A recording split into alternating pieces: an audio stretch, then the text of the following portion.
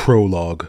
I considered being nice. I considered making this not a response video, but a standalone video essay without mentioning Hills Alive at all. I considered making it a nice response, wherein I give this creator the benefit of the doubt. But a certain chain of events made me reconsider my stance. The creator going by the name Hills Alive is causing actual damage, spewing actual reactionary rhetoric, and holding actual reactionary views, which she then passes on to her impressionable audience. Videos filled with unabashed slavery apologia. Hills Alive is also a confirmed Zionist who allegedly harassed actress Phoebe Tonkin to the point that she name-dropped her in one of her tweets.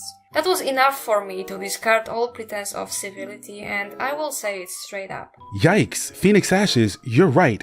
This ain't it, Chief. Harassing people online, even Z-list celebrities, is definitely not a good look. Now, okay, I know in the past we both said a lot of things that you're going to regret, but I think we can put our differences behind us. Bullying is a very serious issue that I think doesn't get enough recognition, so I'm glad you decided to share this. I have some things I want to share as well. You mentioned someone's Tumblr. I was also on Tumblr very recently, and I saw some very disturbing messages. They were posted by a user going by the name of Ozzy Malik.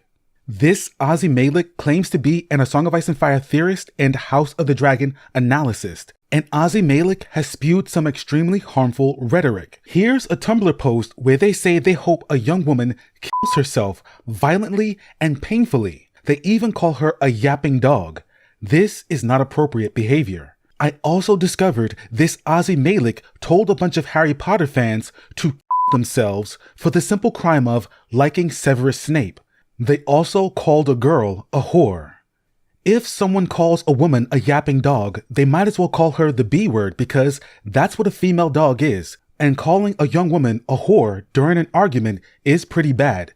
Telling people to kill themselves during an argument is immature at best, despicable at worst. You don't know exactly who you're talking to online. You never know what your words might inspire someone to do. In some places, this behavior is actually illegal. From what I've discovered, this Ozzy Malik person appears to be violently misogynistic because they have attacked and harassed several women like this. Trust me, I did my research. I know. And my audience is about to know as well. Phoenix Ashes, since you decided to call someone out for being a bully online, you inspired me to do the same. Everyone should know what a reprehensible person this Ozzy Malik has been. They also deserve to know who Ozzy Malik is. Because Ozzy Malik also goes by the name Phoenix, which is more than passing strange because your name is also Phoenix. Could it be that Ozzy Malik and Phoenix Ashes are the same person? It's just, if you, Phoenix Ashes, are Ozzy Malik, that means you were on Tumblr bullying people as well. You'd have to be a hypocrite and a liar to call someone out for bullying people online when you were doing the exact same thing. Phoenix Ashes isn't a liar and a hypocrite, are they? This could just be a coincidence. Two people named Phoenix analyzing the same series. What are the odds? Except, here's another Tumblr post that mentions Ozzy Malik. It also mentions me, Kevin Pendragon. It also says, wait, Ozzy Malik is Phoenix Ashes. I'm afraid you and I have unfinished business. No one told me she'd be that strong. It's best we retreat now and regroup. Found you. No! Impossible! Surprise, bitch. I bet you thought you'd seen the last of me. Hello there. This is another video on toxic, rude Daenerys Targaryen extremist Phoenix Ashes, or should I call you Ozzy Malik? Or do you pronounce it Ozzy Malik? It's a ridiculous name either way though. Does it come from Watchmen? How fitting. Some time ago, I reacted to a video Phoenix Ashes made where they spent over an hour trashing another A Song of Ice and Fire creator. In that video, they insisted Daenerys Targaryen was not a slave owner, but a slave herself. She had no power, no agency. In my response video, I explained why this was incredibly wrong. A Khaleesi is the equivalent of a queen among the Dothraki. The text makes it clear the Lazarine girls were Dany's slaves. That includes Mirri Maz Hold the Dur. The text even tells us that Mirri and the other girls specifically belong to Dany.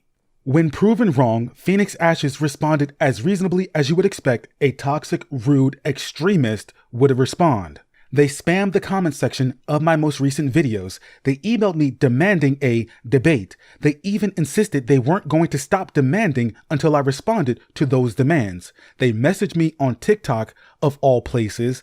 They tagged me in multiple community posts here on YouTube. They also did 3 videos each, all of them over 1 hour long, reacting to some of my content. A very healthy way of spending one's time. I did to them what they did to someone else, and that was their reaction. You overreacted? Demanding to be on my live stream is definitely an odd choice because I have never live streamed in my life. I expected a video response. 1. That would be fair after all. I did not expect this. Now, truly, I don't think Phoenix Ashes believes they overreacted. I think Phoenix Ashes and their audience believe I deserve this. When this is, of course, textbook harassment. Harassment is considered abusive conduct. One person even pointed out to Phoenix Ashes what they were doing was harassment. They responded, "Call the police then." You don't want to get the Polish police involved in this. I promise you.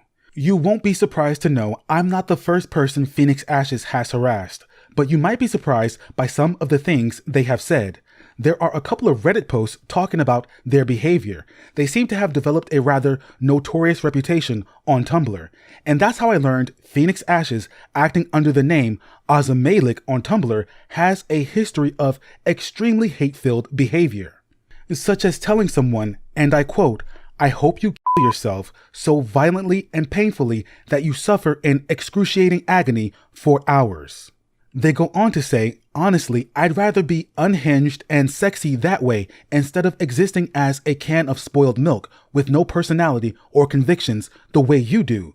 Expressing anger rather than holding it inside is extremely liberating, and you should try it too, instead of being a little passive-aggressive chihuahua." Disappointing. I'd rather be unhinged and sexy. That's an interesting perspective. The law doesn't necessarily agree it's sexy to be unhinged. Inciting others to kill themselves might be illegal depending on where you live. For example, Phoenix Ashes lives in Poland, and in Poland, it is illegal to encourage or assist a suicide. It can land you in prison for 3 months or up to 5 years. Yet, here's a community post where they say Kevin Pendragon should be in jail. Sweaty, only one of us is on Beyonce's internet committing crimes, and it ain't me. You brought this on yourself. And this isn't the only time they've done this, mind you. Oh no, I investigated, and while what I initially found wasn't good, it got worse. Timestamps down below for those who are impatient. After they told this girl on Tumblr to kill herself, they called her a yapping chihuahua. They repeat the same yapping chihuahua insult in the comments of their YouTube videos. So you know this is them. And if there was any doubt, this post confirms it. Hey everyone, gather round. Come watch my video where I call out another creator for being a bully on Tumblr. Don't look into my history though. And it turns out she has to rely on full-blown lies. Well, it turns in, Phoenix Ashes. You're the bully. You're the liar. I'm afraid you're not beating the allegations. But if you try to find these posts on their Tumblr, they're gone, magically disappeared. I wonder why. Could it be telling people to kill themselves is not just illegal, but also not a good look? Perhaps these posts should have stayed in the drafts. They know what they're doing is wrong, but they embrace it. Yeah, I'm awful. So what? Being unhinged is sexy. The problem is, when you don't regulate your behavior, you might end up taking things too far, and clearly, Alison, stay with the king! You've gone too far. I think in the end, Phoenix Ashes realized death threats might be a little too much, so they deleted these messages. It's hard to act like you're morally superior to everyone else if there are screenshots of you telling people to end their own lives over Harry Potter. I wondered whether I should include this section at all, because this is a sort of snippet of an old video, and upon consideration I realized that yes, I should, because this shows the pattern of behavior that I see in all of Hill's Life's analysis. Let's talk about your pattern of behavior since you have so much to say about other people. This is the kind of person that was hounding me for a debate. One of the reasons I ignored Phoenix Ashes is because they regularly resort to personal insults, even when unprovoked. There is no chance of having a civil debate with such a person. Frustrate them enough, they'll say anything to try to hurt you. Typically, they'll try and play the victim afterward, which is exactly what happened here. Another reason I ignored them is that they weren't asking me for a debate. They were demanding. My timbers were meant to be shivered. But if you're going to demand I do something, you better have a copy of The Winds of Winter, a truckload of money, or you better be Michael B. Jordan. Elsewise, you and your little toxic attitude can go fuck yourself. But this video isn't about their 3 hours worth of videos on me. I did not watch them, and it wasn't out of fear or shame. I don't believe Phoenix Ashes is smart enough to offend me. This is a reaction to a recent video they've done on Unreliable Narrators. I thought it would be fitting because Phoenix Ashes is a liar and liars are unreliable. When I saw they posted their video with Sansa in the thumbnail, I decided to watch it and see what my ops was up to. Why? Because I'm still a messy bitch that lives for drama after all. Turns out they were not up to much. But when they didn't mention the mistake in the So Spake Martin post, I was very surprised. The Lion's Paw, Lion's Tooth business, on the other hand, is intentional. A small touch of the Unreliable Narrator. I was trying to establish that the memories of my viewpoint characters are not infallible. Sansa is simply remembering it wrong. No! No! Why must you fail me so often? They know this is a mistake because it's the first thing I pointed out in the video I made about them. And I know they watched my video because they reacted to it. You can be mad at me all you want. The fact of the matter is, this So Spake Martin entry has an error in it. Knowing there is an error and not correcting it is lying. So I kept watching to see if they would be dishonest about more things. And they were. Still, I had no intentions of making another video. Phoenix Ashes content is poorly produced and contains a lot of unwarranted hostility. It's a miserable experience listening to them slobber all over their microphone for nothing. Because of the existence of John Connington, who has a specific trauma related to the sound of the bells. Connington. Oh my God! In the name of quality control, edit your video! What are you doing? Why are you so sloppy? You wanna play truth or dare? Here's the truth. You're a sloppy bitch. Yeah, that's right. Phoenix Ashes is disgusting, sloppy, they don't know what they're talking about, and they lie all the time. I wasn't gonna make this video, but then I heard this. This is the argument we have heard before on this channel, in particular during a certain unpleasant incident. That we only see Dany's unreliable perception of herself, that the truth about her may be different than what she shows us, that we don't know what it's like to experience Daenerys' kindness. That's them quoting me. Listen. And it's easy to overlook her mistakes. It's easy to look past the harm she is causing. Because she is a POV character. We are in her head. We see her compassion and empathy from her own point of view. We don't get to see what it's like to be on the receiving end of Daenerys Targaryen's kindness. My reaction video was an unpleasant incident.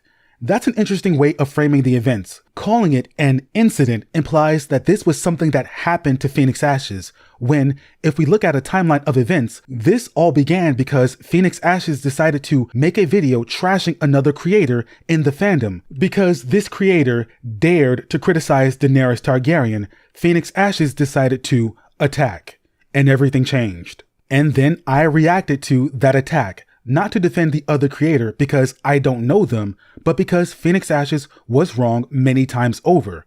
But Phoenix calls their attack and my response an unpleasant incident, and you can practically hear the tears in their eyes.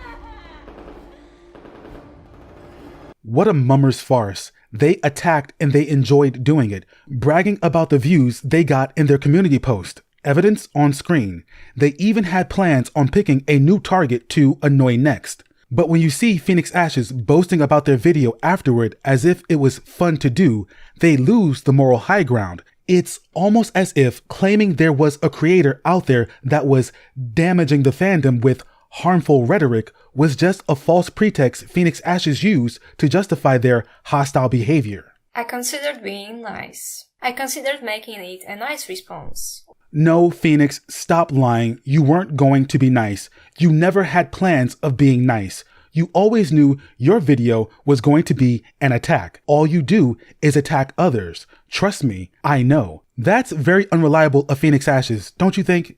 They threw the stone, now they're trying to hide their hands. Because when you lash out at another creator and then harass another creator when they call you out on it, you don't get to play the victim. Especially when you were out here telling people to kill themselves. But real people, not just fictional characters in a medieval fantasy story, are often unreliable narrators. So I'd figure me and these old bones should get on here one more time to set the record straight. Because Phoenix Ashes has told some half-truths and whole lies in their video, and in other places as well. And they got a lot of things wrong about Daenerys Targaryen and her story. Don't worry, this isn't just a video on internet beef. As before, you're about to receive a sassy video essay on Dany, and I'm once again going to prove Phoenix Ashes doesn't know how to fucking read. But I do, in more ways than one. Fair warning, I guess. This video will be very ContraPoints coded. Alright kids, it's transin time. I watched a lot of her videos while researching and writing this video. Her video on canceling actually proved to be very influential. I think it's also very fitting to have ContraPoints here because Yoshi made an appearance in one of her videos, and I love Yoshi. Point of view. You are true scum and Yoshi is gonna beat you to death with a golf club. Hashtag yes all gamers. That's not how you use Yoshi. Now, it's time to discuss just how unreliable Dany actually is. Because when you want to invade a country you've never been to so that you can get revenge for a war you don't know the truth of, you're going to be unreliable. Very, very unreliable. We can call this one Daenerys Targaryen and the Unreliable Narrator, a measured response. Also known as Phoenix Ashes is a fraud and a liar. Part 1. What is an unreliable narrator? Now you might be asking, what is an unreliable narrator? Just kidding. You're not an idiot. You're not Phoenix Ashes. You already know an unreliable narrator is a narrator whose credibility is compromised. I got that definition from Wikipedia. Research. I am very smart, Nya. With characters that are unreliable narrators, you, the audience, are never quite certain if what they're seeing and saying is the truth or not. What about their world is real and what is fake? Are they deliberately misrepresenting facts? Is there undiagnosed mental illness at work? There are many different factors that can play into the reasons why a character is unreliable. It could simply be because they are human and humans are fallible by nature. Let's touch on that So Spake Martin post. When Arya claims Joffrey's sword is called Lion's Paw, it's just because she misremembered the name. There's no malicious intent in that. It's an honest mistake. It's a minor detail she got wrong. Doesn't matter much. When Phoenix Ashes says Sansa misremembered the name of Joffrey's sword, there is malicious intent in that. They are being dishonest on purpose to attack the credibility of a fictional 13-year-old girl. Now, let's talk about examples of this writing technique outside of A Song of Ice and Fire. For that, we will journey into one of my favorite genres outside of fantasy, which is horror. Let's talk about 2019's Saint Maud. What if I'm getting it all wrong? All the good girls go to hell. Saint Maud is about a troubled young woman named Katie who, after failing to save a patient at her job as a nurse, dives deep into religion as a way of healing. Now calling herself Maud, she becomes the caretaker of a woman who is terminally ill. The sick woman fears death because of the uncertainty of what comes after. It's also because she's an atheist. For her, death is eternal nothingness. Maud believes God has sent her to guide this sick woman and to show her there is eternal glory in his kingdom of heaven. One night, Maud and the sick woman pray together, and they both say they can feel the presence of God. A miracle. The sick woman is ecstatic, and Maud believes she has fulfilled her purpose. Except later in the movie, the woman reveals she lied. She never felt God's presence at all. She did it to mock Maud and her devotion. He isn't real. You must know that. No. You felt him too, remember? We both did. No, honey. I didn't. That's not true. I hate to be the one to break it to you, but it's just you and me here. Nothing you do matters. It is even revealed the sick woman was actually a demonic entity the entire time. Well, that was easy.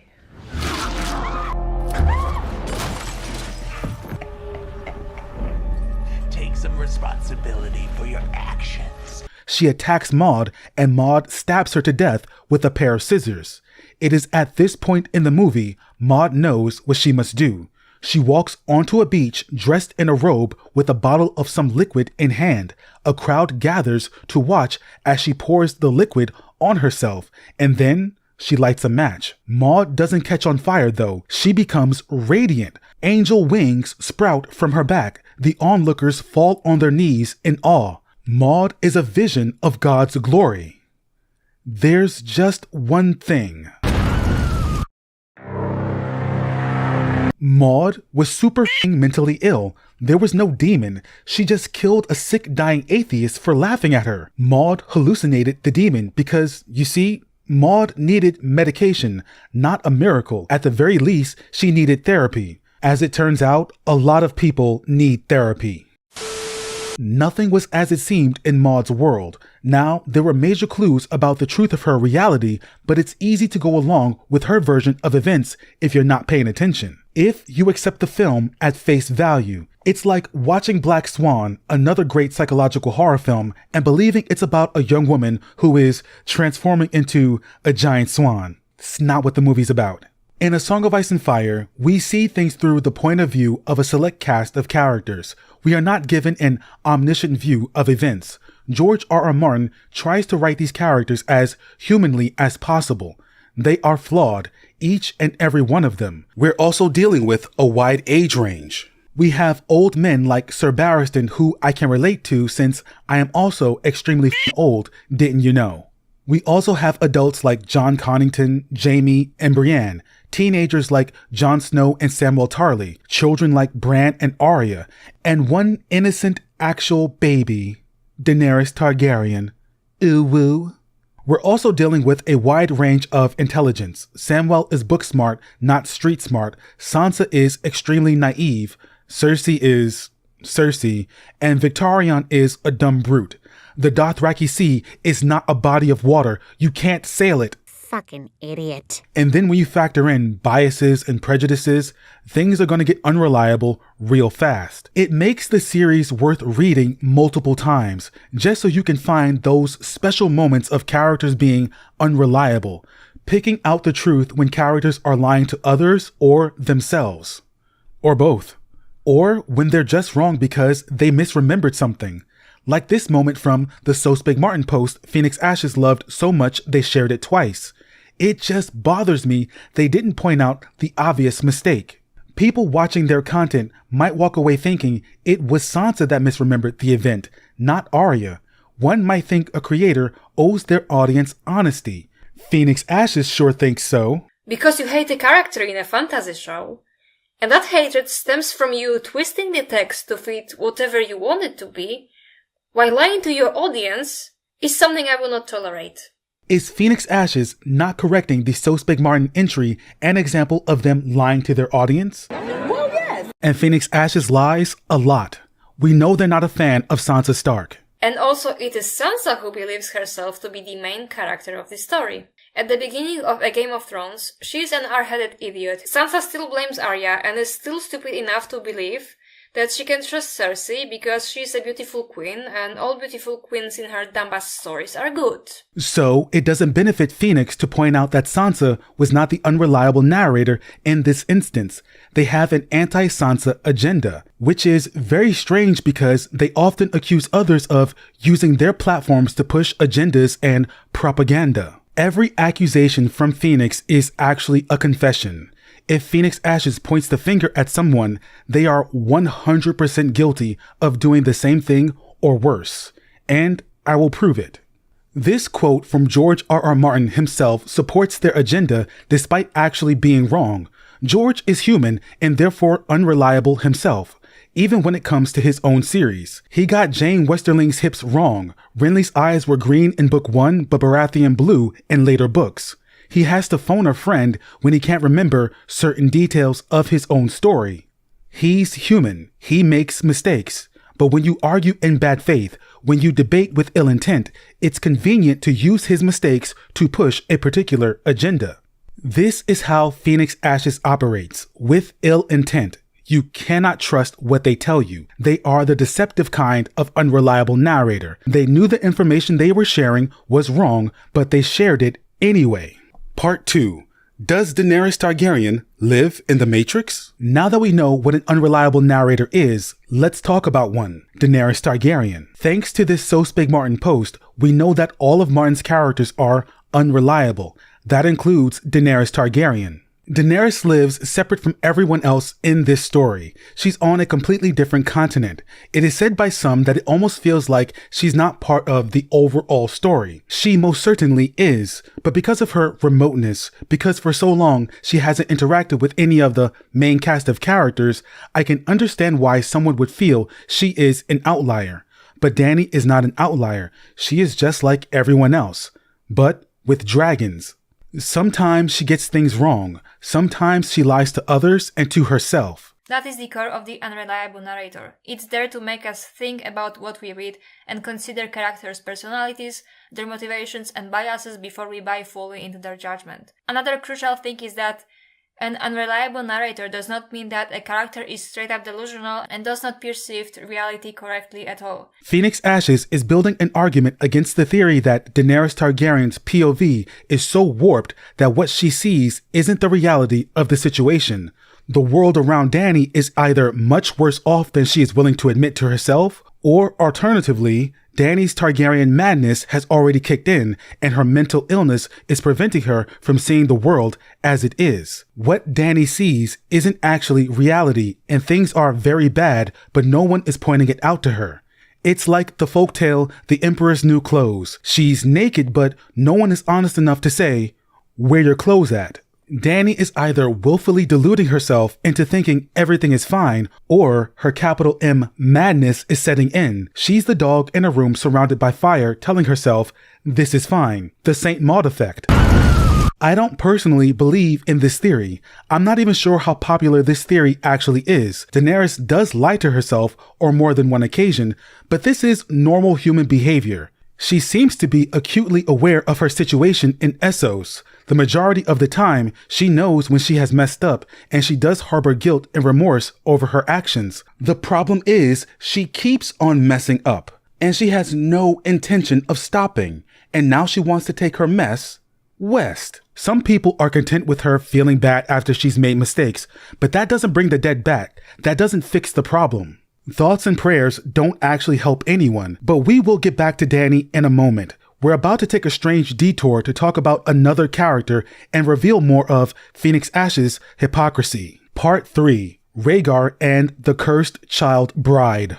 Rhaegar is one of the more disliked minor characters in this story, in spite of the text painting a fairly positive picture of him.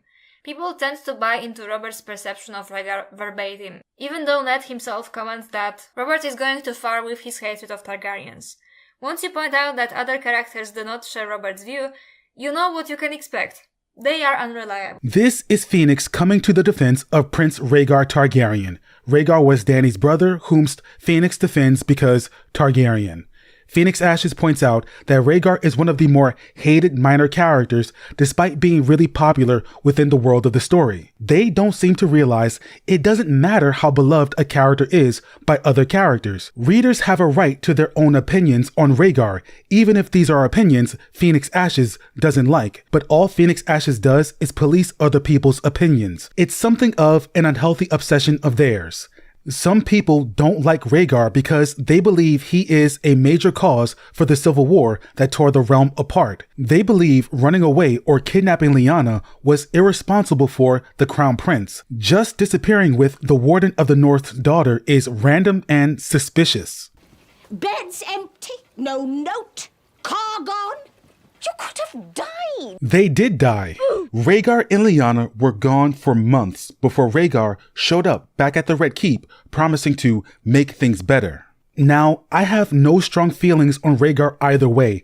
I am personally waiting to find out what happened before I cast judgment, but I can understand why this might sour him on some readers. Some people also take issue that Rhaegar seemingly abandoned his family to be with Lyanna. Not being there for your family when the realm is on fire is not a good look. Friendly reminder, it's not a good idea to take a second bride while your first one is in mortal peril. Also, some people take issue with the age difference between Rhaegar and Lyanna. Rhaegar was around 25 years old when he and Lyanna either ran away together or he kidnapped her. Lyanna was 16 years old. He was almost 10 years older than her. And that bothers some people. Phoenix Ashes should understand this concern. They take huge issue with the fact that 13-year-old Daenerys married Khal Drogo. Phoenix Ashes even says, Throughout all of A Game of Thrones, Daenerys has virtually no agency whatsoever because she is sold to Drogo as a child bridal slave, and she remains that slave up until the moment Drogo dies. Any power she possesses is also being granted to her graciously by her pedophile rapist husband. Now, if Drogo is a for marrying Dany, Rhaegar is guilty of the same thing for marrying Lyanna. We don't even know exactly how old Drogo is. Dany thinks he's no more than 30 years old, which means he could be 30 or younger. Drogo could very well be 25 years old himself, just like Rhaegar was. But here we have Phoenix Ashes coming out in defense of Rhaegar, a man who Phoenix Ashes believes wedded and bedded a girl almost 10 years younger than him. This is also from their Tumblr, by the way. This is where they call Rhaegar and Lyanna a romance. A 25-year-old and a 16-year-old getting married was a romance according to Phoenix Ashes. But strangely, Phoenix takes an absolute moral stance on this issue in every other case. According to them, not even in fantasy fiction is it acceptable for teens to be in relationships with adults because of issues with consent. So I have bad news if you're Team Edward. He's a 100-year-old vampire and Bella was just a teen. If you support that, you're a degenerate and you're going to jail. Period. Rhaegar and Lyanna were lovers. Dany and Drogo were illegal. How can one hold these two conflicting opinions? It's easy, by being a hypocrite. This is the standard of Targaryen stans. Anytime a Targaryen does something, it's good, even if the thing they did was bad when another character did it. Drogo marrying a teenager? Unacceptable. Rhaegar marrying a teenager? Acceptable. I've said in a previous video, Dany and Drogo was written to be viewed as a romance. It's ugly and it has its fair share of problems, but that was Martin's intent.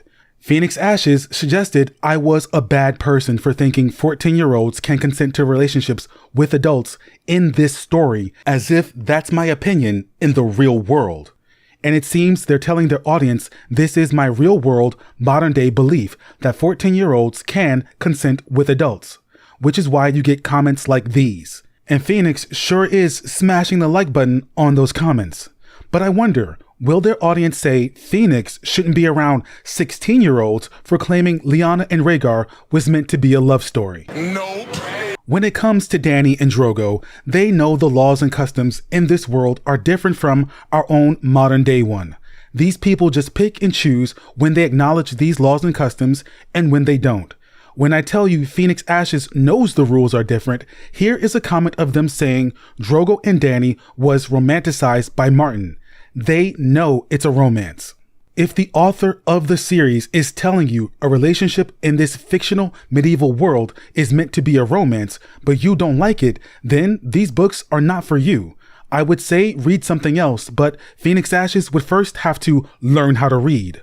Calling Martin a creep for setting out to write medieval fiction with realism is incredibly ass backwards because age disparities like Dany and Drogo's and even Rhaegar and Lyanna's were not uncommon in our own real world. These books are aiming for historical accuracy. Acknowledging these things happened isn't an endorsement or an attempt to push for a revival of such relationships. There will be hand-waving about Lyanna legally being an adult, so it's okay for Rhaegar to marry her and sleep with her, but the same is true of Dany. When a girl has her first period, she's considered old enough to be wedded and bedded. Sansa is considered a woman and she is younger than both Lyanna and Daenerys. Quote, "Your sister swears she's flowered. If so, she is a woman fit to be wed. You must needs take her maidenhead so no man can say the marriage was not consummated." End quote. The Lannisters in the court of King's Landing expected Sansa to sleep with Tyrion. Her wedding night was a harrowing ordeal for her. Does Phoenix Ashes sympathize with Sansa? Nope. Sansa. So much hatred and disdain for Sansa.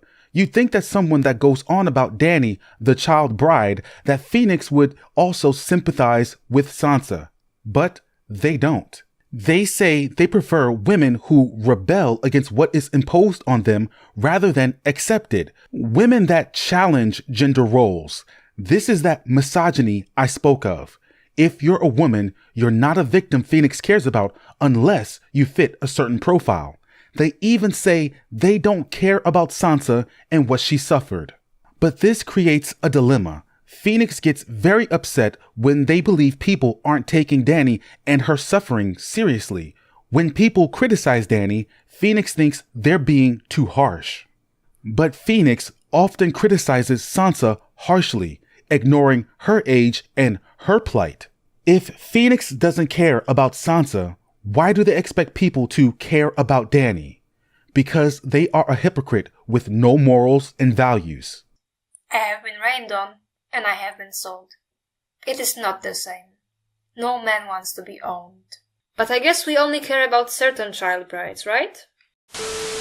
Dany is a victim. Rhaegar is a good guy. Why? Because they are Targaryens. Meanwhile, Sansa can die in a ditch, and Drogo is a PDF file. To me, that sounds like someone twisting the text to fit whatever you want it to be while lying to your audience. More of that sweet hypocrisy I mentioned before. Phoenix Ashes will call Daenerys a child bridal sex slave, Drogo's captive. Meanwhile, Lyanna Stark was in a tower far away from her friends and family, giving birth to a prophecy baby. They don't even consider how the optics of this doesn't look great, and why some readers have valid concerns. Ned Stark, her own brother, had to fight his way to get to her bedside before she died. But according to Phoenix Ashes, lots of people in the realm love Rhaegar, so the reader should too. That's not how it works. That's not how any of this works. Anyway, when Daenerys owns slaves and profits from slavery, it is good. When Rhaegar has a child bride, it is good. The Targaryens did nothing wrong. Phoenix Ashes says on their Tumblr, Lyanna ran away from a rapist and abuser, meaning Lyanna went with Rhaegar rather than go with Robert Baratheon. Robert Baratheon was not a rapist or abuser in his youth. There is nothing in the text to support the idea Robert behaved that way before he was king. He liked to sleep around, it is known, but what Lyanna feared was that Robert would cheat on her, not that Robert would assault her in any other way. That abusive behavior is something that developed over time, like his weight gain and alcoholism. How did Phoenix Ashes mess that up, I ask you? Oh, I think I know. Because we live in an era where it does not matter what happens in the text, the only thing that matters is what you want it to be. The headcanon industrial complex. But there is a big problem with something called functional illiteracy, which is being able to read but not comprehend what is being read. Part 4. Tumblr. Hey, so in scripting this video, I've tried to weave in a bit of levity amidst these serious accusations, Elsewise, the video would be rather dour, but I realized that what will be discussed next can't be injected with any level of humor. We will have to get serious for a moment. I want to share the post highlighting Phoenix Ash's harmful and harassing behavior here in one specific section rather than peppered across this long video. I want to lay out the case in one whole narrative. Just know nothing has been doctored, no ChatGPT, no Photoshop, no inspect element. Links will be in the description to the offending post. The reason I'm doing this is simple. Phoenix Ashes called out another creator for hateful behavior when they were guilty of the same sort of behavior, if not worse. I was first alerted of their troubling behavior in a comment on the first video I did about Phoenix Ashes. I received a couple of emails as well from people mentioning their hateful behavior and hypocrisy, but nothing containing substantial evidence. Nothing worth making a video on. Since I had no intention of doing a second video, I did not dig deeper at the time. I was silent on my end because I refused to entertain Phoenix Ashes and their tantrum, and I was not about to cave into someone's demands. I also realized I was dealing with a deeply troubled individual. I collected what evidence I could and decided to monitor them from a distance. I knew about their Tumblr account when I made my first video. I discovered it in a Reddit thread while doing research. This is how I knew they identified as white. The Reddit thread was about Phoenix Ash's aggressive behavior. I was able to find a couple of Reddit threads where their behavior was mentioned. Being aggressive online is not a crime depending on what you do, so I chose not to mention their Tumblr or the Reddit threads in my video. I'm not actually a messy bitch that lives for drama. That was a joke I will explain later. I wanted my video to be about Daenerys and the topic of slavery, not petty politics or other personal matters. But after being harassed by Phoenix Ashes, I remembered those Reddit posts and I decided to investigate their Tumblr further. I was not the first person they treated like this. I needed to see other examples. The initial post I found contained the aforementioned hostility, but I can find no evidence of threats of violence or anything else unseemly. However, I had the sneaking suspicion if I searched their username with the terms "sue" or "kill yourself," I would find something. When toxic people have a meltdown, these are the typical insults they turn to. As one of Phoenix Ash's victims would say, it's a comeback for people who don't have anything intellectual to say. And I was right. Both "kill yourself" and "suicide" led to results. Here's the first post I found where they harass a young lesbian woman. Phoenix Ashes deleted the post on their page, but it remains on the page of the person they said it to. That's the only reason we have evidence. Here's another post where they harass a few Harry Potter fans, telling one of them, "Don't you have a suicide to commit?"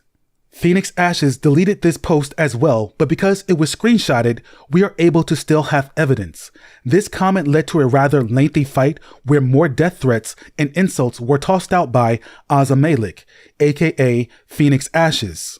One person points out that if they did follow through with the suggestion, Phoenix Ashes would be partly responsible, and rightly so. Again, what Phoenix Ashes did is illegal in their country of Poland. This is the "and it got worse" part of the video.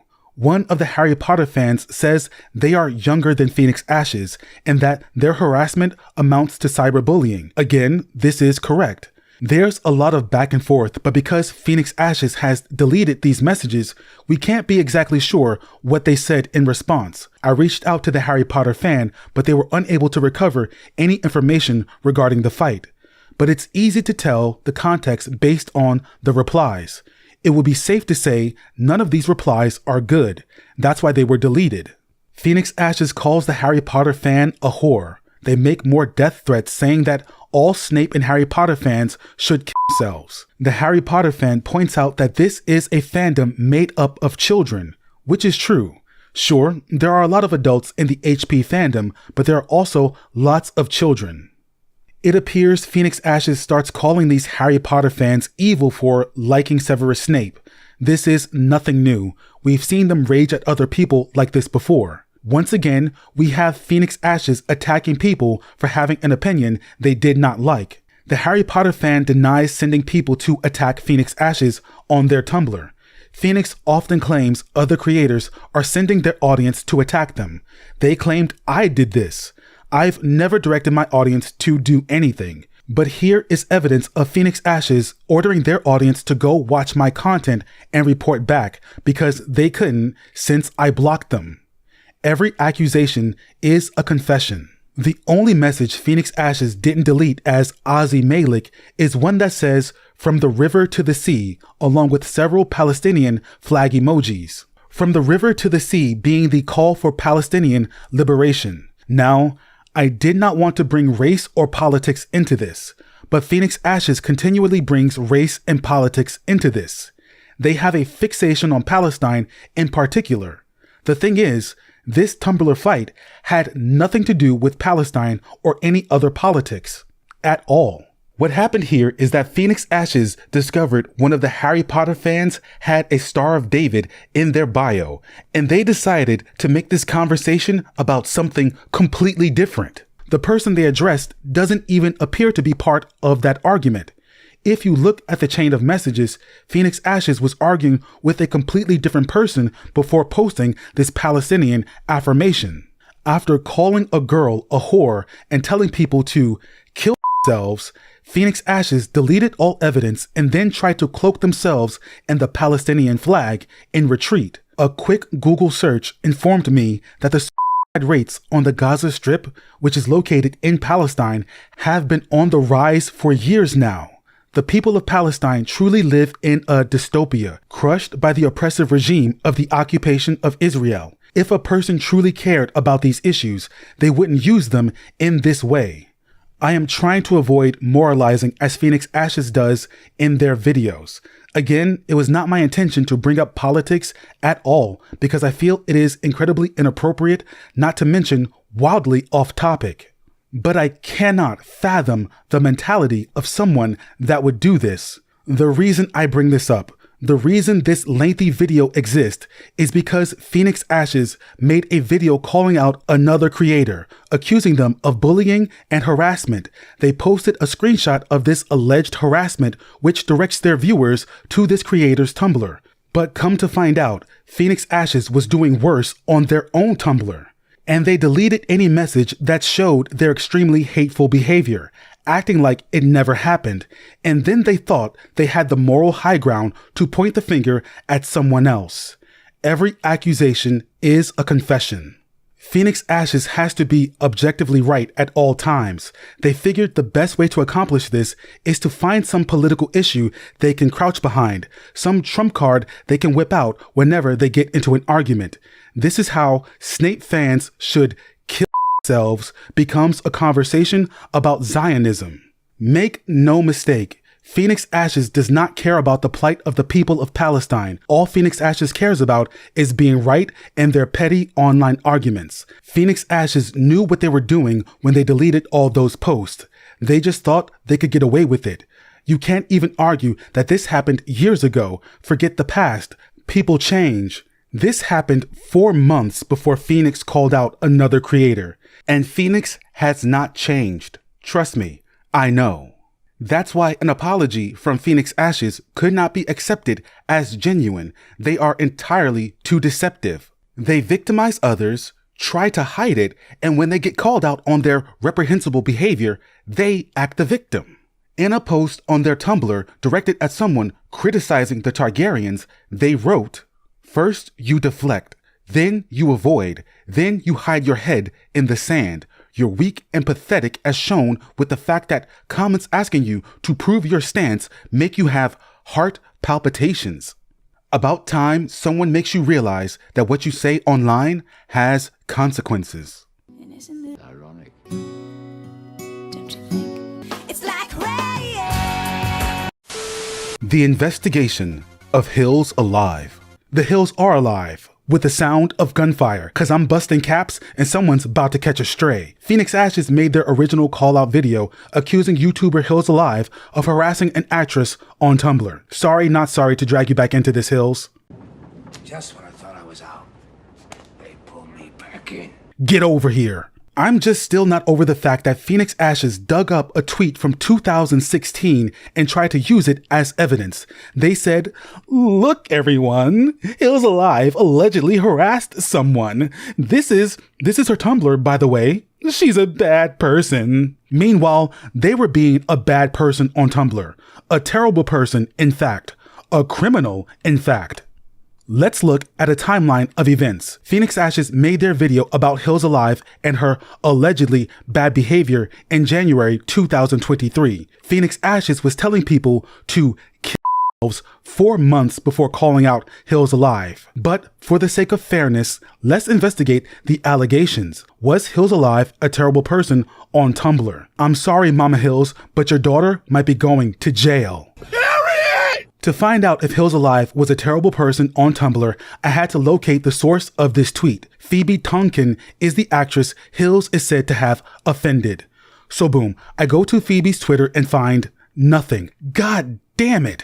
My investigation is already not going well. My next bet is to see what I can find on Tumblr. So bam, I found this post, a collection of tweets that were tweeted by Phoebe Tonkin starting in 2014. It's been a decade and we're supposed to be worried about these tweets? Anyway, I found the offending tweet and the Tumblr post it's attached to is kinda mean, kinda snarky, but I'm not seeing evidence of a terrible person. And this isn't even Hills' Tumblr, so that's where I went next, to Hills Alive's Tumblr. I know the name of it since Phoenix Ashes put her name on blast. Here's a post where Hills talks about the Phoebe Tonkin incident. Uh-oh. I said I was going to be fair, and unfortunately, I have grave news, gentle viewers. After a thorough investigation, I have determined that there was no harassment. Phoenix Ashes just found a crusty, dusty screenshot that seemed to suggest there was some harassment, and they tossed it in their video rather than do a modicum of research. They're so sloppy. They slapped allegedly over the top as a way of covering their ass, but they don't talk about it allegedly. They talk about it like it happened. They never get tired of lying or being deceptive. Since Phoenix Ashes is a rotten person that's too lazy to put any work into making their videos, I did the research they should have done since they also don't know how to read. Hills Alive and some pals were on Tumblr talking shit about a TV show they were watching at the time. Phoebe Tonkin was on that show. Hills and pals were critical of her acting. Mind you, this happened over 7 goddamn years ago. Phoebe Tonkin, who had just got Tumblr, read some of those posts and got upset. You see, here she is on Twitter saying Tumblr made me cry. That's it. Grand Admiral Phoebe Tonkin Googled her name and hurt herself in the confusion. Rachel from the channel Reads with Rachel talks about this. She says writers should not read reviews from the public based on their work. Those reviews are not for them. I feel the same thing applies to actors. Harassment would be Hills Alive going to Phoebe Tonkin with mean messages, which isn't what happened. But that's what Phoenix Ashes does. They go bothering and harassing other people. Every accusation is a confession. Phoenix, you thought you spilled, but this isn't tea. I can't drink this. Take that away. I'm a homosexual. You're trying to feed us lake water. Pass. But Kevin, could there be more Bad Girls Club behavior perpetrated by Hills and her evil cohorts on Tumblr? I don't know. And I don't care. That was almost a decade ago, and it doesn't seem to represent a pattern of behavior. 7 years ago, Hills Alive and her friends had a burn book on Tumblr. What of it? If Phoenix Ashes can be unhinged and sexy, why can't anyone else be? Telling people to die while we were in the middle of season 1 of House of the Damned Dragon. In one case, an actress got offended by online criticism. Meanwhile, how many victims does Phoenix Ashes have? What else have they done we don't know about because they scrubbed their bullying from Tumblr like a bloody crime scene? To be honest, I'm side-eyeing Phoebe Tonkin for singling out one regular person on Twitter when they are a celebrity with a platform. Sometimes celebrities do this, knowing full well their fans will attack the person being singled out. Did she not have anything else better to do? Phoenix Ashes went into Martha Wayne's closet, stole that dead woman's pearls just to clutch them and say, "Look what Hills Alive has done." They never even stopped to mention the skeletons hiding in their own Tumblr closet, and then immediately switched to defending Daenerys Targaryen. That was enough for me to discard all pretense of civility, and I will say it straight up. Hills Alive has no idea what she's talking about in practically every single one of her video essays, but particularly in her series about Daenerys Targaryen. You didn't expect an updated autopsy report, did you, Phoenix? Looks like you have more to learn. You are not a clown. You are the entire circus. Hills being a bad person was just evidence to use that she was wrong about Daenerys. This was all about Daenerys and nothing else. That's why Phoenix opens their shitty, sloppy video with accusations Hills Alive is a Zionist, she's a bully, she's pro-slavery, she's all the bad things. Don't listen to her. Make no mistake. The only thing Phoenix Ashes cares about is Daenerys Targaryen. They have no politics, no morals, no values. All they have is unbridled rage and Daenerys Targaryen. Talk about the Streisand effect. If you would have just made your videos and left people alone like the rest of us do here on YouTube, none of this would have happened. Now look, when people search Phoenix Ashes, A Song of Ice and Fire, my videos are mixed in with theirs. And my videos showcase your disgusting behavior. I even had someone from a completely different part of my country, the United States of America, send me a screenshot of them searching the same thing. I wanted to test this. Would you look at that? You wanted to be associated with Hills Alive. You never expected to be associated with this.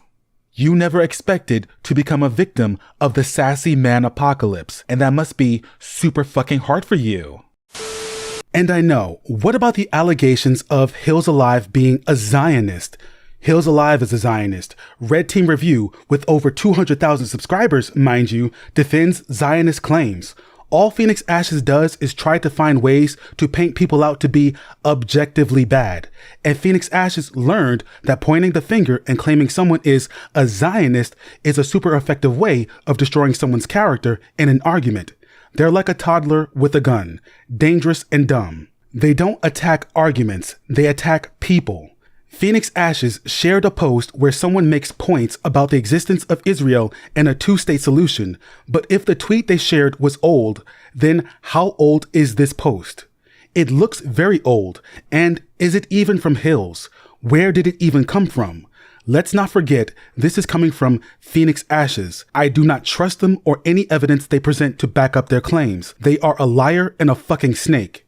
Now, this might be controversial, but having a political opinion on a matter, Israel's right to exist, for example, doesn't automatically make someone a bad person. There are some people I disagree with on political matters, but I would be willing to sit across from them and have a debate with them in the free marketplace of ideas, because some people can be reasoned with, some people can be converted, some people can become allies. And in the battles to come, Sweaty, we are going to need allies. More importantly, we need allies. It's not wise to treat everyone like an enemy that must needs be destroyed. That's what Phoenix Ashes does, because they don't care about causes. They are a self-proclaimed extremist.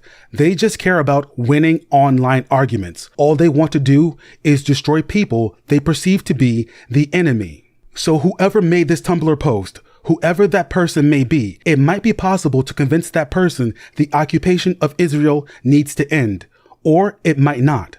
This is just one post that lacks a lot of context. Maybe this person is open to new ideas, or maybe not, because not everyone can be reasoned with. Some people believe things that are too harmful and hateful, and it would be a waste of time trying to talk sense to them. You don't need to debate such people. You only need to defeat such people. Like when the gays banded together to defeat hate-filled, homophobic orange juice peddler Anita Bryant. Someone even dared to serve her a banana cream pie right to her face. And all kinds of problems. And every... Security agent, security agent. No, let him stay. No. Let him stay. Well, at least it's a fruit pie. Anita needed to be defeated, not debated. Phoenix Ashes, your order is up. Order up, Squidward! You wanna eat it? Eat it till you choke, you sick, twisted fuck! Part 6, Daenerys Targaryen and the Unreliable Narrator.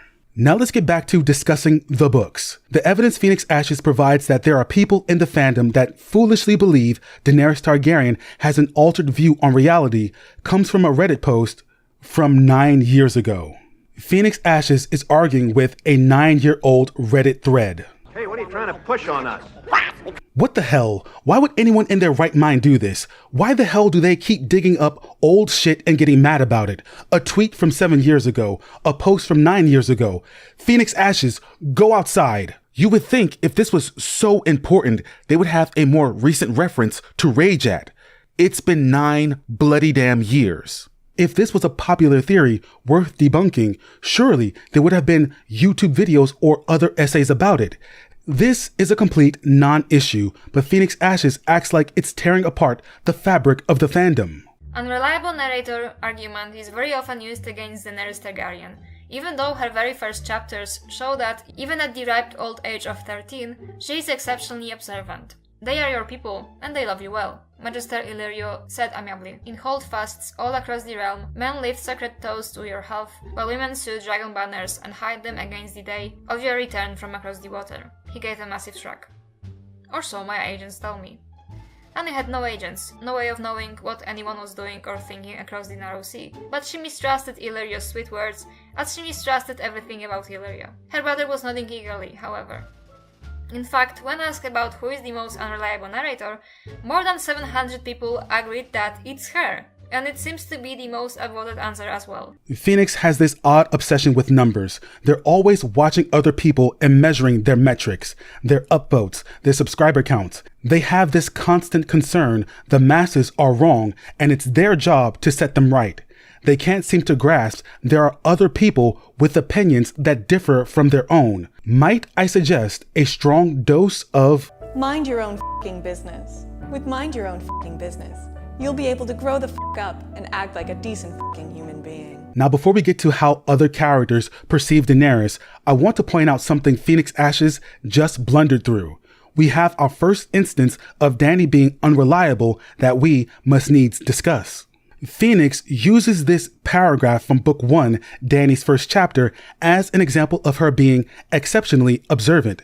Dany mistrusts Illyrio, and rightfully so, if only she extended that mistrust to the matronly women she will meet in the future. Anyway, Dany doesn't know if Illyrio truly has agents in Westeros reporting back about secret toast and dragon banners. However, just a couple of chapters later, when she and Ser Jorah are discussing whether or not Viserys would make a good king, she says this, quote, Dany rode close beside him. Still, she said, the common people are waiting for him. Magister Illyrio says they are sewing dragon banners and praying for Viserys to return from across the narrow sea to free them. The common people pray for rain, healthy children, and a summer that never ends, Ser Jorah told her. It is no matter to them if the High Lords play their Game of Thrones, so long as they are left in peace. He gave a shrug. They never are. Dany rode quietly for a time, working his words like a puzzle box. It went against everything that Viserys had ever told her to think the people could care so little whether a true king or a usurper reigned over them. Yet the more she thought on Jorah's words, the more they rang of the truth. End quote. The common people are never left alone, Ser Jorah says to Daenerys. The High Lords are always including them in their wars. A Winds of Winter sample chapter tells us, and everywhere the dragons danced, the people died. Dany mistrusts Illyrio. She believes him unreliable, yet she's repeating his words back as the truth all the same, which makes her unreliable. It's a good thing then that she's open to Ser Jorah correcting her. Sadly, the lesson does not stick with her, because in A Clash of Kings, Daenerys and Jorah have a disagreement over what her next move should be once she leaves Qarth. She considers going back to Pentos, and Ser Jorah has to remind her that Illyrio Malpatis is not a true ally of hers. Quote, House Targaryen has friends in the Free Cities, she reminded him.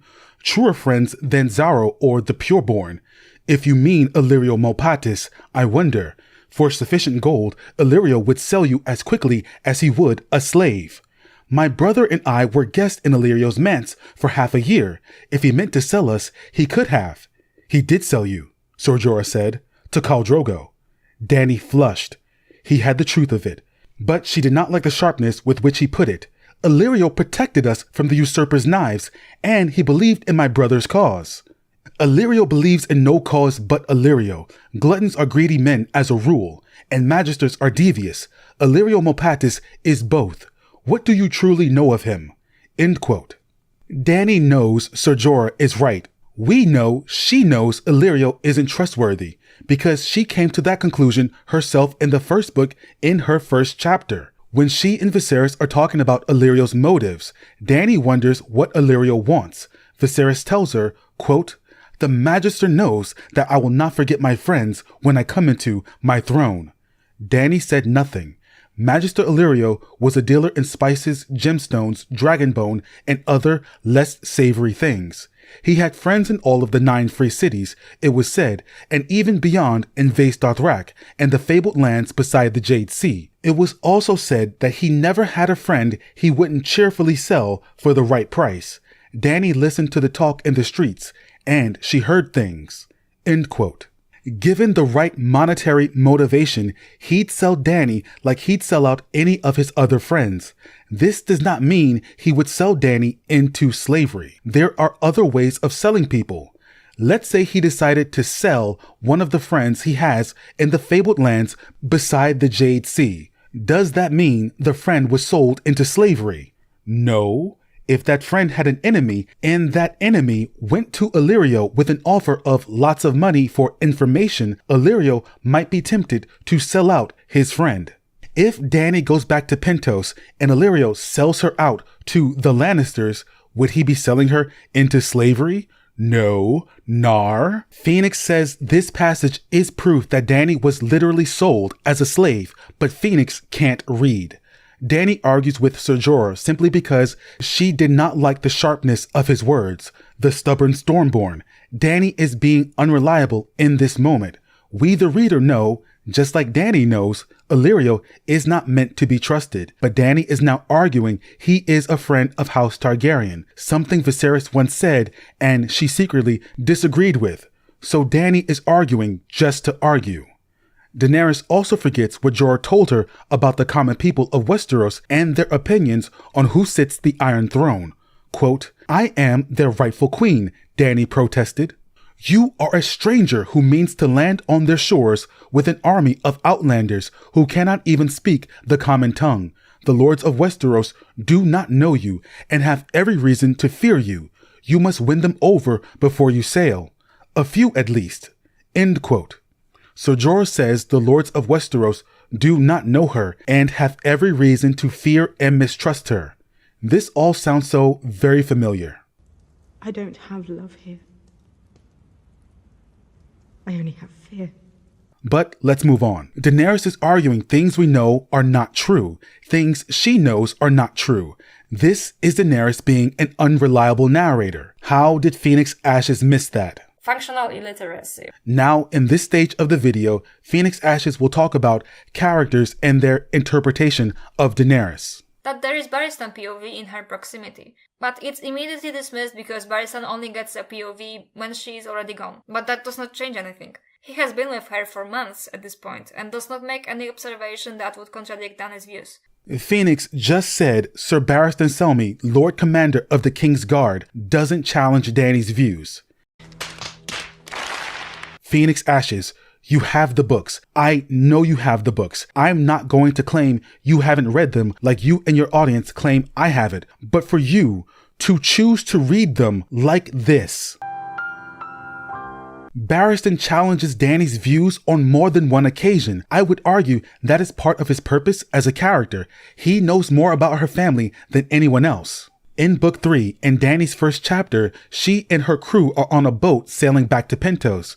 Back then, Barristan was disguised as Arstan Whitebeard. His goal was to get close to Dany and observe her to see if she had the taint of madness or not. While on the boat, Dany, Arstan, and Jorah talk about Westeros and Rhaegar. It is then Arstan challenges some of Dany's views. Quote, "Did you ever meet my royal father? King Aerys II had died before his daughter was born. I had that honor, your grace. Did you find him good and gentle? Whitebeard did his best to hide his feelings, but they were there, plain on his face. His grace was often pleasant. Often, Dany smiled, but not always. He could be very harsh to those he thought his enemies. A wise man never makes an enemy of a king, said Dany. Did you know my brother Rhaegar as well? End quote. A wise man never makes an enemy of a king. True, perhaps it is not wise to make an enemy of someone who wields incredible amounts of power, but sometimes you have to. Sometimes it's a necessity. Daenerys makes it sound like if a person makes themselves the enemy of a king, that person must have done something wrong to end up in that position.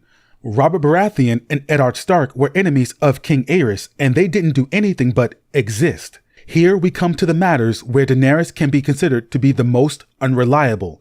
The matters concerning her own family. Does Phoenix Ashes talk about this in their video? Nope.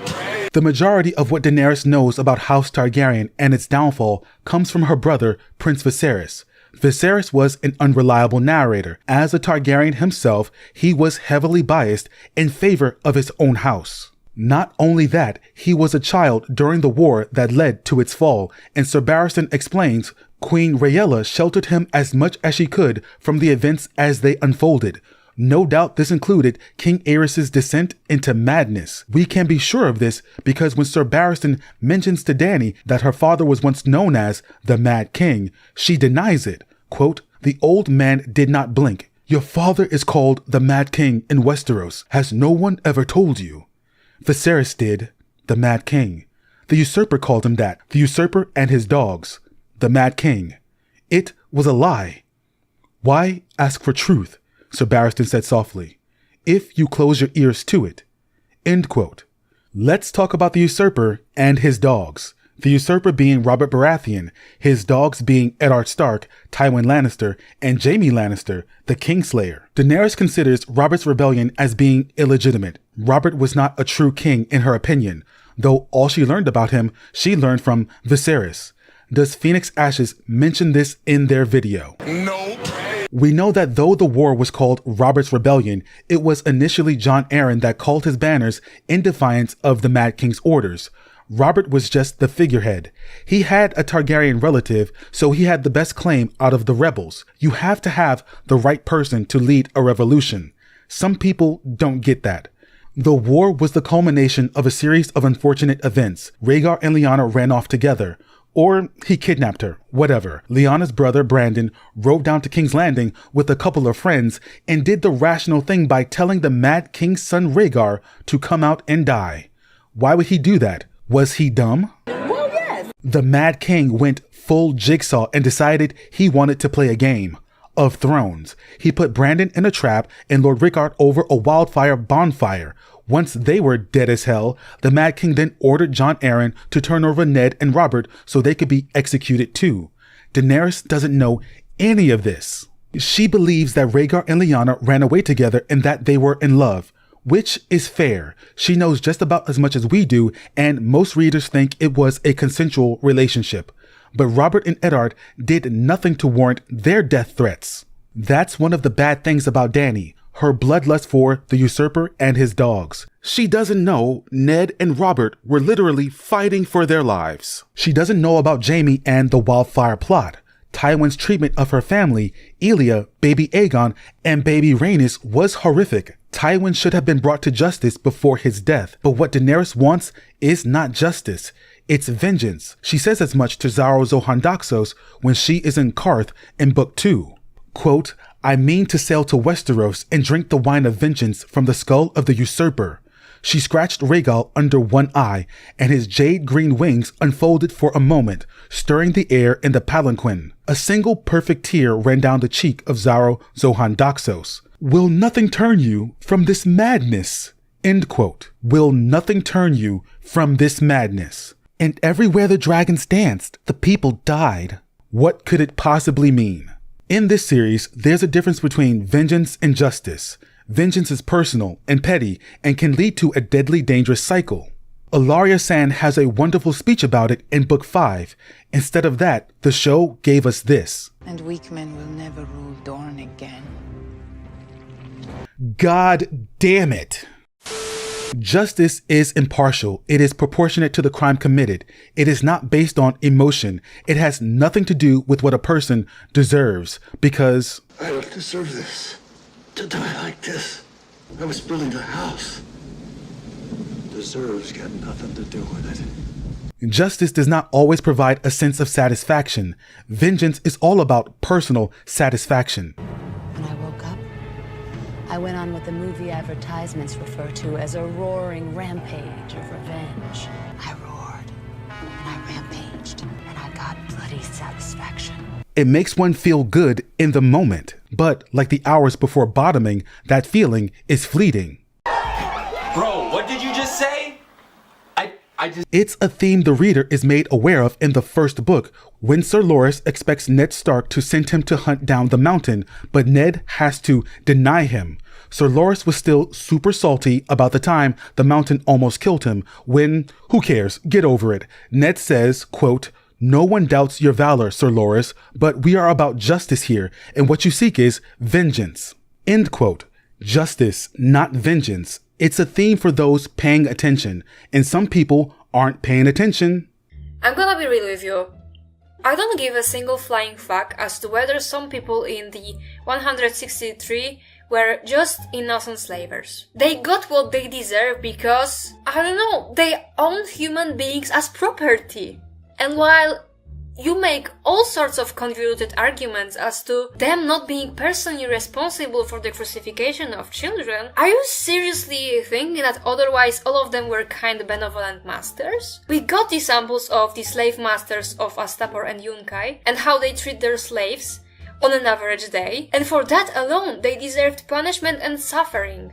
They still profited immensely from slavery, no matter in how many pretzels you twist yourself. How did Phoenix Ashes miss that, I ask you? Functional illiteracy. Getting your rocks off because you killed a bunch of slavers is not in fact justice. Lord Rhaegar Karstark's whole thing was that he wanted to get revenge on House Lannister because Jaime Lannister, I don't know, he misplaced his sword into the head of one of Karstark's sons. It's a mistake that can happen to anyone. And then what happened to Rhaegar Karstark after he got vengeance on some innocent squires? He is now dead. Well, at least now he's with his sons. The whole point is that vengeance is a negative, so wanting to drink from a dead man's skull is not a great goal to aspire to, Dany. It's not a good look, Gorge. Phoenix Ashes encourages this kind of eye for an eye behavior in Dany's storyline because they don't know how to read. Daenerys wants vengeance, not justice, against Robert and Ned. She wants to kill Jaime too, but Jaime killed her father in part because he wanted to save the city. Still, he never told anyone about the wildfire. And he failed to protect Rhaenys and Aegon, which was literally his... You had one job, Jaime. Jaime has a lot of atoning to do, so we will leave it to Robert and Ned as being innocent. And by that I mean Robert was innocent when the Mad King tried to kill him. Dany wanted to kill Robert after he sends an assassin to kill her and her unborn son makes sense. Wanting to kill Ned never makes any bloody damn sense because he never did anything to her. He cut ties with Robert after he saw the bodies of Elia and her children, and Robert did nothing but call them dragon spawn. If R+L=J is true, Ned is now raising Rhaegar's son as his own, protecting him from the wrath of Robert. Ned spoke out in defense of Daenerys on more than one occasion, and yet Daenerys still harbored ill feelings for him as far as Book 5, when Ned Stark is already a pile of bones. Cindy! This is a skeleton! This is bones! Quote, "Stark was a traitor who met a traitor's end. Your Grace," said Selmy, "Eddard Stark played a part in your father's fall, but he bore you no ill will. When the eunuch Varys told us that you were with child, Robert wanted you killed, but Lord Stark spoke against it. Rather than countenance the murder of children, he told Robert to find himself another hand. Have you forgotten Princess Rhaenys and Prince Aegon? Never. That was Lannister work, Your Grace. Lannister or Stark. What's the difference? Viserys used to call them the usurper's dogs. If a child is set upon by a pack of hounds, does it matter which one tears out his throat? All the dogs are just as guilty. The guilt The word caught in her throat. Hosea, she thought, and suddenly she heard herself say, I have to see the pit, in a voice as small as a child's whisper. Take me down, sir, if you would. A flicker of disapproval crossed the old man's face, but it was not his way to question his queen. As you command. End quote. Daenerys hesitates after she says this because she recalls one of her dragons killed an innocent child. In response, she tried to imprison all three of them in one great pit, except the guilty one got away. She judged them all guilty for the actions of one. This is how Dany operates, by using collective punishment. Someone did a bad thing, now everybody getting punished. In Marine, the slaves turned on the masters and liberated the city themselves the moment I arrived. Anyone who resists Cersei will see his family butchered. Can't expect them to be heroes. They're hostages. They are. In a tyrant's grip. Whose fault is that? Mine. What does it matter whose fault it is? Thousands of children will die if the city burns. What could it mean? But like most of Dany's decisions, it works for the time being, but it will not serve long term. It also doesn't address the problem. It does nothing to address the guilty party. I get that Dany locked up Viserion and Rhaegar out of fear they would kill as well. I understand why she did what she did, but Drogon was the guilty party. He killed the little girl, and he got away. This is a trend with Daenerys. She never actually gets the guilty party. Her targeting Ned Stark even after he's dead as hell is part of that trend. He is an innocent man. Also, if you want to know how Dany can seek to harm innocent people, there's your answer. She only has to believe it's the right thing to do. If the person is not innocent based on what she knows. Sir Barristan tried to tell Daenerys the truth about her family. She even recognizes that he has so much knowledge about House Targaryen that she and Viserys never had. But she puts him off. Quote, your father always had a little madness in him, I now believe, yet he was charming and generous as well, so his lapses were forgiven. His reign began with such promise. But as the years pass, the lapses grew more frequent until Dany stopped him. Do I want to hear this now? Sir Barristan considered a moment. Perhaps not. Not now. End quote. Perhaps not now. That was in Book 3. As of Book 5, Sir Barristan and Daenerys have not had the talk about House Targaryen, and they probably never will. There are too many POV characters in Meereen right now, and if I were a betting man, I would put money down Barristan is going to die. I think Dany will learn about her family from Tyrion. We know Tyrion's mouth and his harsh take on reality. There's another Targaryen that learned about the imp's mouth in Book 5. Quote, Aegon's mouth twisted in fury. I will not come to my aunt, a beggar. I will come to her, a kinsman, with an army. A small army. There. That's made him good and angry. The dwarf could not help but think of Joffrey. I have a gift for angering princes. End quote. He has a gift for angering queens as well. Let Tyrion be the one to tell Dany the harsh truth of House Targaryen. She will regret not learning from Barristan. Imagine Dany pushing back on the idea her father was not mad. Imagine Dany trying to convince Tyrion she can end slavery in one lifetime. What do you think Tyrion is going to do? Phoenix Ashes does not talk about Dany putting off Barristan or anything else, but they were sure to mention Sansa misremembering Joffrey's sword for a second time. It's astounding, really. Daenerys Targaryen wants to start a war in Westeros based on information she received from her brother, who was raised sheltered from the truth about the fall of House Targaryen, and who was also tainted by madness. Phoenix makes it seem like Sansa Stark's upcoming unreliable moment is going to be huge, when the most prominent theory is that Sansa might kill her cousin, a child. Like, who even cares? Okay, it's a bad thing to kill younglings, I know, but Daenerys wants to invade a country because she doesn't know her father was actually insane and some innocent men disposed him rather than die. Daenerys' war would lead to the deaths of many innocents. If the War of Five Kings was horrible and it didn't have dragons, what is going to happen when Dany invades with dragons? It's a theme that when the High Lords play their Game of Thrones, the innocents are the ones that suffer the most. There's even a line from The Winds of Winter that reinforces this theme. And everywhere the dragons danced, the people died. But what could it mean? Sir Barristan was honest with Dany. He tells her he lied to her about his identity in order to see if she too was tainted by madness. This offends her, which, honestly, same. I would be offended too if some old man lied to me just so he could see my taint. Nevertheless, Barristan's actions were reasonable, no matter how much they offended Dany. He had to observe her and pretend as if he did not know her to get the measure of the person she was. He determines she has no taint as he observed in Aerys or Viserys.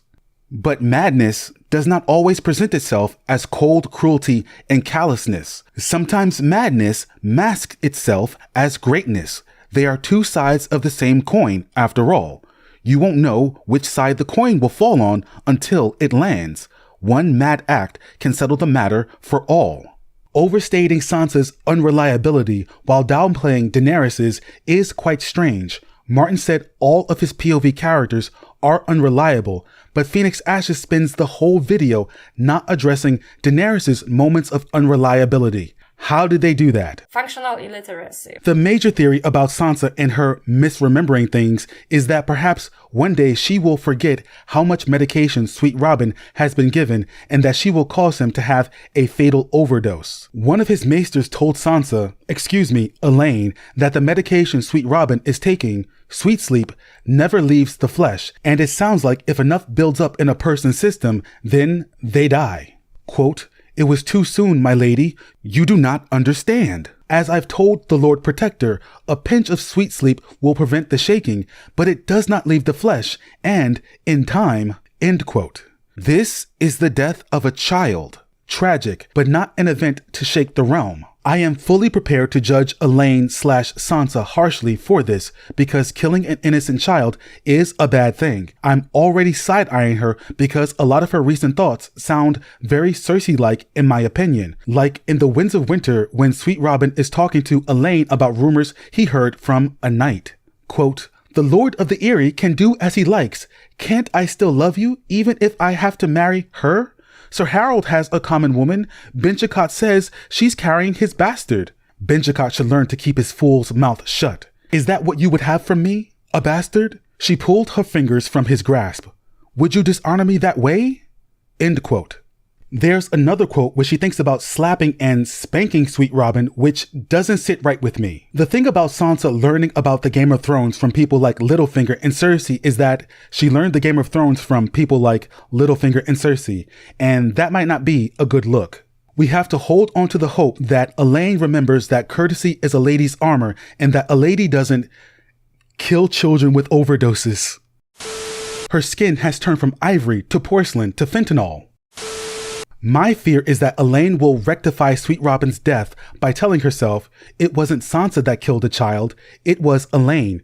True-born women don't murder, bastards do. She's going to rinse her hair, rinse her hands, and move on. Anyway, Phoenix Ashes is making a huge case about how Barristan is proof against the idea that Dany's view of the world is largely alternative to the actual reality of her situation. The idea he doesn't challenge her views is wrong. Barristan does do this on multiple occasions. To not mention Dany's views on Robert's rebellion in a video on her unreliability is incredibly dishonest. It's practically lying by omission. Because you hate a character in a fantasy show. And that hatred stems from you twisting the text to fit whatever you want it to be, while lying to your audience is something I will not tolerate. Every accusation is a confession. I understand why Hills Alive took the high ground and didn't do a video response, but it would have been a boss-ass move if she just made one video asking one question. And? Because Phoenix Ashes said, "Something I will not tolerate." And? ... question mark. What are you gonna do about it? Barristan's opinion about Daenerys isn't wholly positive. He thinks she should have gone with Quentyn and made for Dorne. Yes, he is biased because he wants to go home, but he is also of the opinion Daenerys does not belong in Essos. She does not fit in Meereen as queen. That is not her place. He believes Dany is a young girl given to strong passions, which is why Daario got her attention and Quentyn did not. He calls Quentyn mud, saying, quote, You could make a poultice out of mud to cool a fever. You could plant seeds in mud and grow a crop to feed your children. Mud would nourish you, where fire would only consume you. But fools and children and young girls would choose fire every time. End quote. Young girls would choose fire every time. I wonder. This quote about mud, it's giving, why do girls choose assholes and not nice guys? Daenerys' whole cause in Westeros is based on reclaiming the Iron Throne because she believes a great injustice was done to her family. She wants to take down the usurper. Robert was a bad king, but Dany did not know that. Robert was villainized and Rhaegar romanticized in all the stories she was told by her brother Viserys. This is incredibly important in discussing Daenerys' unreliability. Does Phoenix Ashes discuss this? Nope. Of course not. Daenerys. Quentyn, who throughout his journey heard terrible things about her from the unreliable slaver POV, starts low-key believing in it, but ends up meeting her and changing his opinion drastically. Oh, Quentyn is mentioned. But it's also dismissed because the meeting itself is from her POV, and that he thinks of her positively later is also somehow rendered null and void. And we also see how freedmen talk about her, but that's also apparently null and void. Phoenix Ashes would have you believe Quentyn is worried about Daenerys because of everything he heard of from the slavers.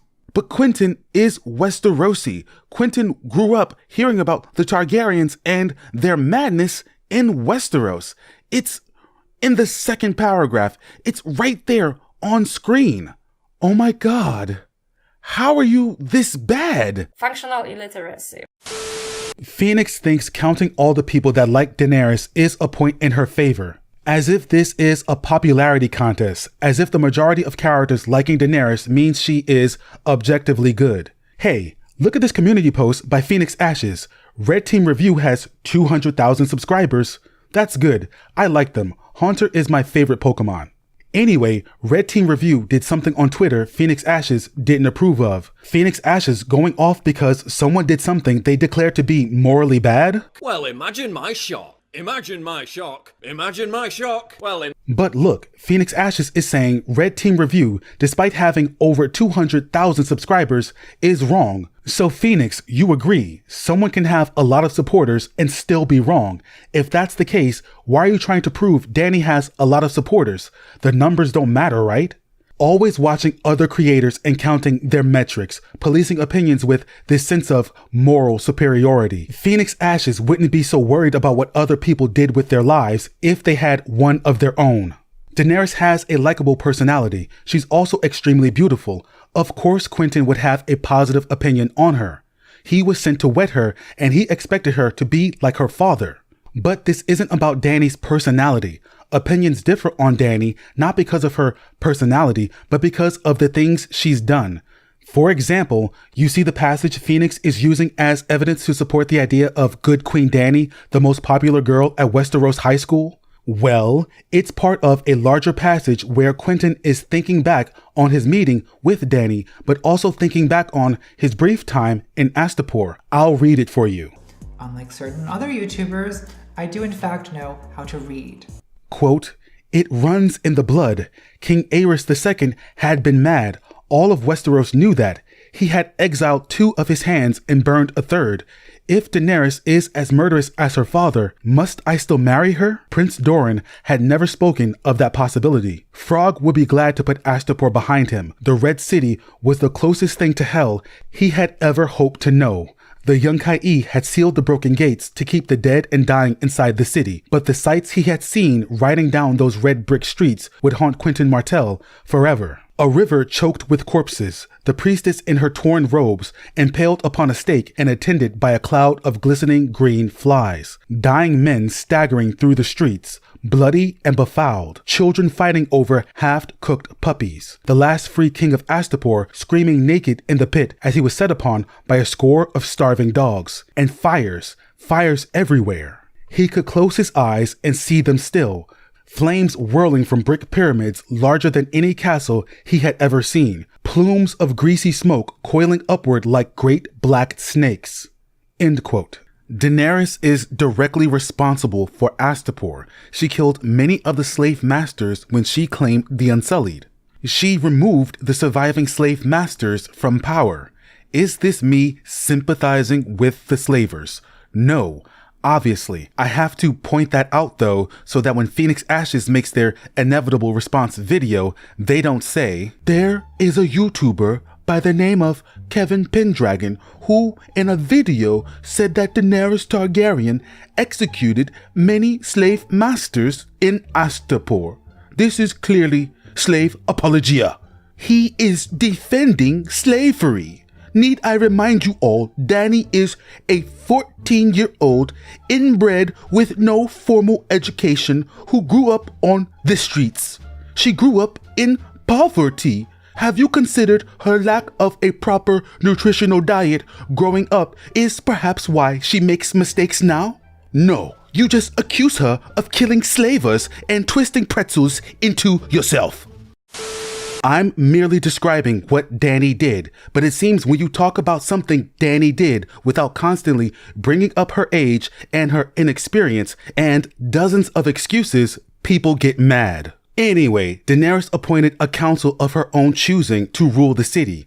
When she left, a former slave named Cleon proclaimed himself king and disposed of said council. Cleon claimed they were working with the former masters to put them back into power.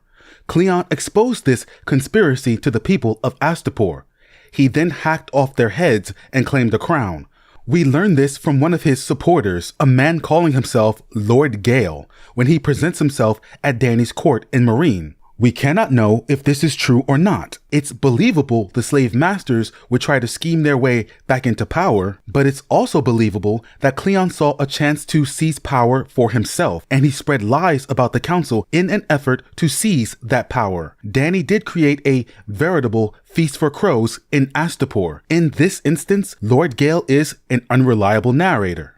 The city collapses under Cleon's rule. There is infighting between the various factions in the city. People are starving. Children are still being mutilated. Dany hears of this from a trading captain as she sits in her pyramid in Meereen. Quote, the master of the Indigo Star was Carthene, so he wept copiously when asked about Astapor. The city bleeds. Dead men rot unburied in the streets. Each pyramid is an armed camp, and the markets have neither food nor slaves for sale. And the poor children. King Cleaver's thugs have seized every high-born boy in Astapor to make new Unsullied for the trade, though it will be years before they are trained. End quote. This comes in the same chapter as Lord Gale's introduction. He didn't report this when he spoke to Daenerys. That would make the king look bad. Why would Dany choose to marry the king of a dying city? Again, Lord Gale is an unreliable narrator. Every character is. It's important to detail the tragedy of Astapor as it stands in Book 3, because all of the horror happening there is before Yunkai and their sellswords attack the city. We can't blame the slavers for ruining the peace and harmony Dany gave Astapor, because she never did bring peace and harmony. All the starvation and infighting is all because Dany failed to anticipate what might happen to the city after she sacked it and left. Dany failed to provide a long-term solution for the people of Astapor. She makes mistakes, she's learning, leave her alone is not a great excuse. Essos is not a sandbox, it's not a tutorial, a place for Dany to learn how to be queen before she hecks off to Westeros. It's not a place where she can level up, because people are dying. Lots of people. And it's not the slavers' fault, it's not the bad guys, it's her fault. And she's young is not a good excuse. That's just infantilizing her. She's not a baby. When your decisions cause a city to decline to such a state where a new disease forms and spreads, friendly reminder, don't be one of the reasons why a pandemic starts and spreads. It's definitely not a good look, Gorge. Which brings us back to Quentyn. Quentyn described the city as hell. With his opinion of Daenerys change if he knew she was responsible for creating that hell on earth. What if Quentyn knew she lied to him? Quote, the Dornish prince had gone white as milk. I had heard there were 3. Drogon is hunting. He did not need to hear the rest. End quote. It's an understandable lie. To explain Drogon's absence would necessitate explaining Hazael's death and why the dragons are in the pit to begin with, but it's still a lie. If anyone asked Quentyn, he would tell them what Dany told him. Drogon is hunting, not Drogon is missing, not Drogon killed an innocent child and escaped capture. Quentyn doesn't know one of the dragons killed a child. Would his opinion of Daenerys change if he knew that? Regardless of the severity of the lie, this is Dany being unreliable. Does Phoenix Ashes mention this in their video? Nope. People say that they can't wait for Tyrion to interact with Dany and see her. But I'm more than sure that if that happens and he has any positive opinion on her, he too will be deemed an unreliable narrator. Tyrion Lannister has been described as a villain by George R.R. Martin. One of Tyrion's goals in Book 5 is to kill Jaime and rape and kill Cersei. Phoenix Ashes doesn't care about the quality of the people supporting Dany, just the numbers. Remember how Tyrion treated Illyrio's slave? Remember how he treated that slave girl in Volantis? Phoenix kinda forgot. When Dany is on the brain, nothing else matters. Quentyn's appraisal of Daenerys is nice, but he did. And don't give me that Quentyn is alive bullshit. What's wrong with you? I say he did. But Quentyn's two companions, Garrus Drinkwater and Archibald Yarnwood, are still alive. And what do Garrus Drinkwater and Archibald Yarnwood think about Daenerys? We know House Yarnwood are kind of rivals to House Martell, but Quentyn and Arch were friends. When Barristan visits them in their cell after they get arrested for their plot to steal a dragon, we hear one of their opinions on the Dragon Queen. Quote, Sir Archibald, the big bald one, had nothing to say. He sat on the edge of his pallet, staring down at his bandaged hands in their linen wrappings. Sir Garrus punched a wall. I told him it was folly. I begged him to go home. Your bitch of a queen had no use for him. Any man could see that. He crossed the world to offer her his love and fealty, and she laughed in his face. She never laughed, said Selmy. If you knew her, you would know that. She spurned him. He offered her his heart, and she threw it back at him, and went off to fuck her sellsword. End quote. Uh-oh. That doesn't sound very good. This ain't it, Chief. Also, I know it's Ironwood. I'm not Phoenix Ashes. I know how to read. Barristan and Quentyn both say Dany never laughed, but she did. Quote, Prince Doran. He sank back onto one knee. Your Grace, I have the honor to be Quentyn Martell, a Prince of Dorne, and your most loyal subject. Dany laughed. The Dornish prince flushed red, whilst her own court and counselors gave her puzzled looks. Radiance, said Skahas Shavepate in the Giscari tongue. Why do you laugh? They call him Frog, she said, and we have just learned why. In the Seven Kingdoms, there are children's tales of frogs who turn into enchanted princes when kissed by their true love. Smiling at the Dornish knights, she switched back to the common tongue. Tell me, Prince Quentyn, are you enchanted? End quote. Daenerys did, in fact, laugh. Now, one could crouch and say Dany didn't laugh at Quentyn, just the story of his name. Daenerys and the Shavepate were speaking in Giscari. Only people who speak in Giscari would know what they were talking about, and Quentyn doesn't speak Giscari. If Kedri, Quentyn's maester, was there, he could have explained why Dany laughed. Kedri was meant to serve as Quentyn's counselor, but Kedri at the time was dead as hell, a condition he and Quentyn now have in common. Quentyn and Barristan are unreliable because we know Dany laughed regardless of the reason. Barristan and Garrus are unreliable because of their biases. Barristan is defending his queen. Garrus is defending the memory of his prince. Garrus is right in that Dany did laugh, but he's wrong that Dany spurred Quentyn and threw his heart back at him. Dany had already had plans to marry Hizdahr zo Loraq as part of her plan to establish peace in Meereen, and Quentyn didn't offer her his heart. He offered her Dorne. He came for fire and blood, not for love. Dany couldn't abandon her arrangement with Hizdahr. Remember the last time someone abandoned a marriage proposal? Welcome to the kill count. Ask Barristan and Garrus to write an account of what happened in the throne room that day, and their stories would be wildly different. It would be Rashomon. Having Dany speak in Giscari means Garrus doesn't know why she laughed at Quentyn. This misunderstanding is meant to serve as the reason for why Garrus doesn't like Daenerys. It seems there will be a lot of misunderstandings which will lead to the Dornish not liking Daenerys. For example, Quentyn went to Meereen and was killed by a dragon. Did Dany do that? No. But what if people think she did? It seems Daenerys develops a negative reputation wherever she goes. Remember in Qarth after she burnt the House of the Undying? The Qartheen were once very fond of Dany, but after that unpleasant incident, they quickly remembered dragons are dangerous and wanted her gone. The people adored Dany when she first rode into the city. Public opinion is much different as she is on her way out. Dany notices this as she makes her way through the city. Quote, "Pale men in dusty linen skirts stood beneath arched doorways to watch them pass. They know who I am, and they do not love me. Dany could tell from the way they looked at her." End quote. That sounds oddly familiar. I don't have love here. I only have fear. And everywhere the dragons danced, the people died. Anyway, Garrus is also right. Dany did go fuck sellsword. She does do that a few times. What do you mean? Dario had her every way a man can have a woman, and she gave herself to him willingly. So wait, he's bending them? Girl, the roadie groans. So she's he sucked in her... Is it in his mouth? What is also pretty interesting is that actually not a single example of her supposed unreliability is given. OP asks, who is the most unreliable narrator? The most upvoted answer is Daenerys, and they claim that she could interpret things wrongly, but not an actual argument on what it could be, or an example of her wrongly interpreting things. Phoenix Ashes wouldn't care if one example was given, because I have given them an example of Daenerys being an unreliable narrator in the video I did way back when. Here, I'll show you. All the viewpoint characters are unreliable. Hang on. Watch this. It's going to be really funny.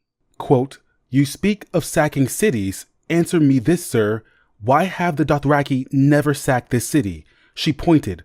"Look at the walls. You can see where they have begun to crumble. There and there. Do you see any guards on those towers? I don't. Are they hiding, sir?"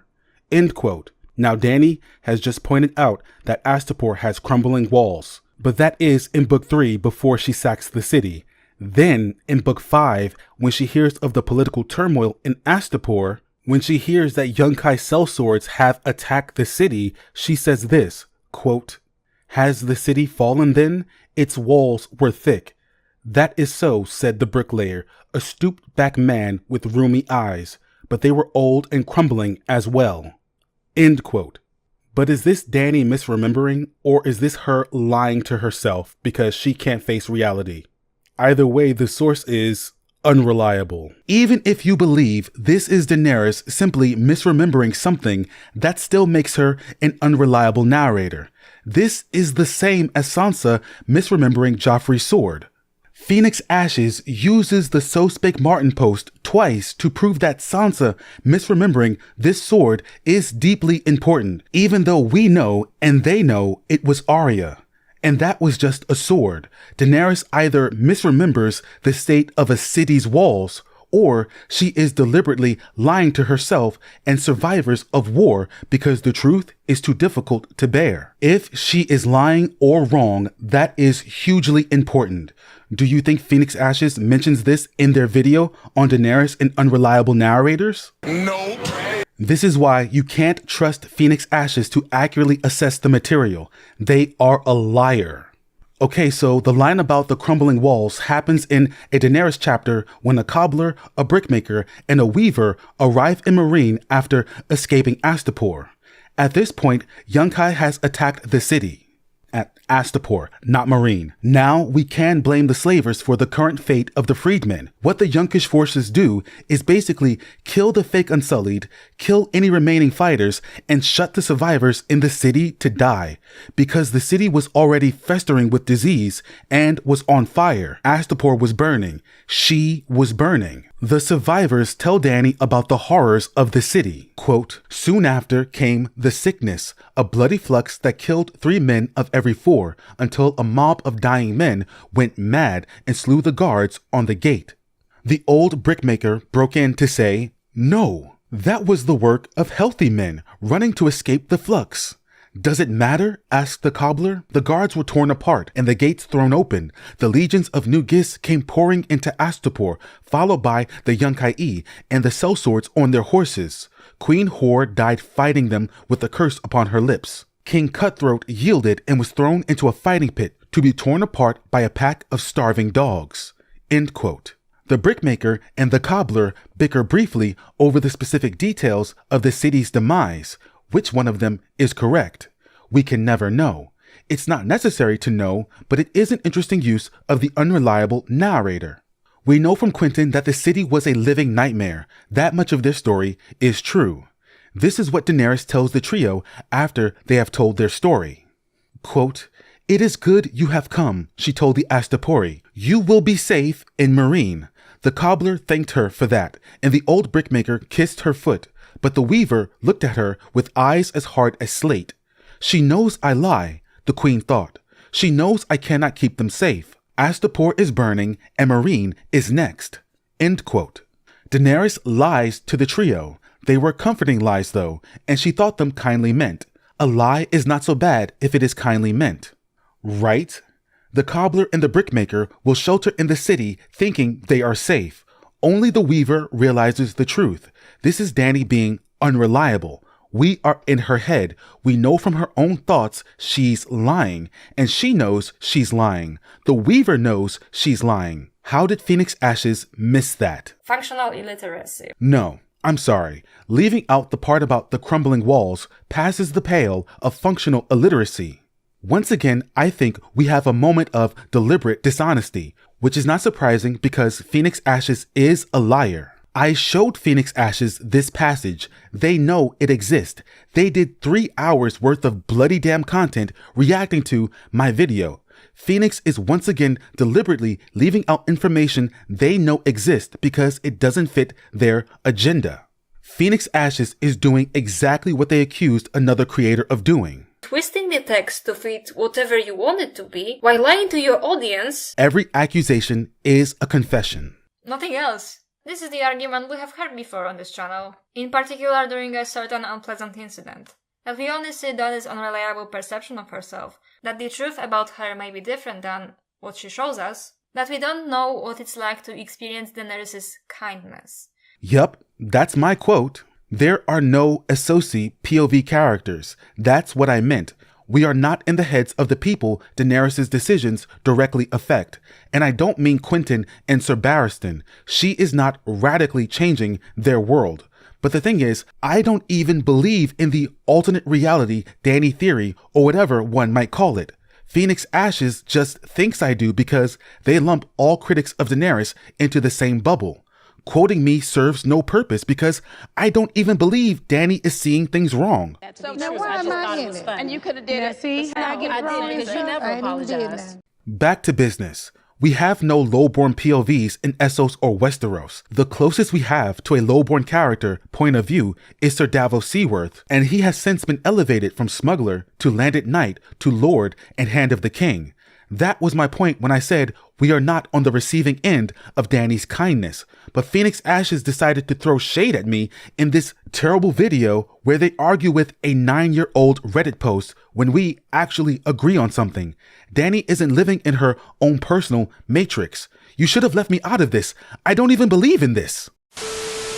Except we have characters in this story who do have unreliable perceptions of themselves.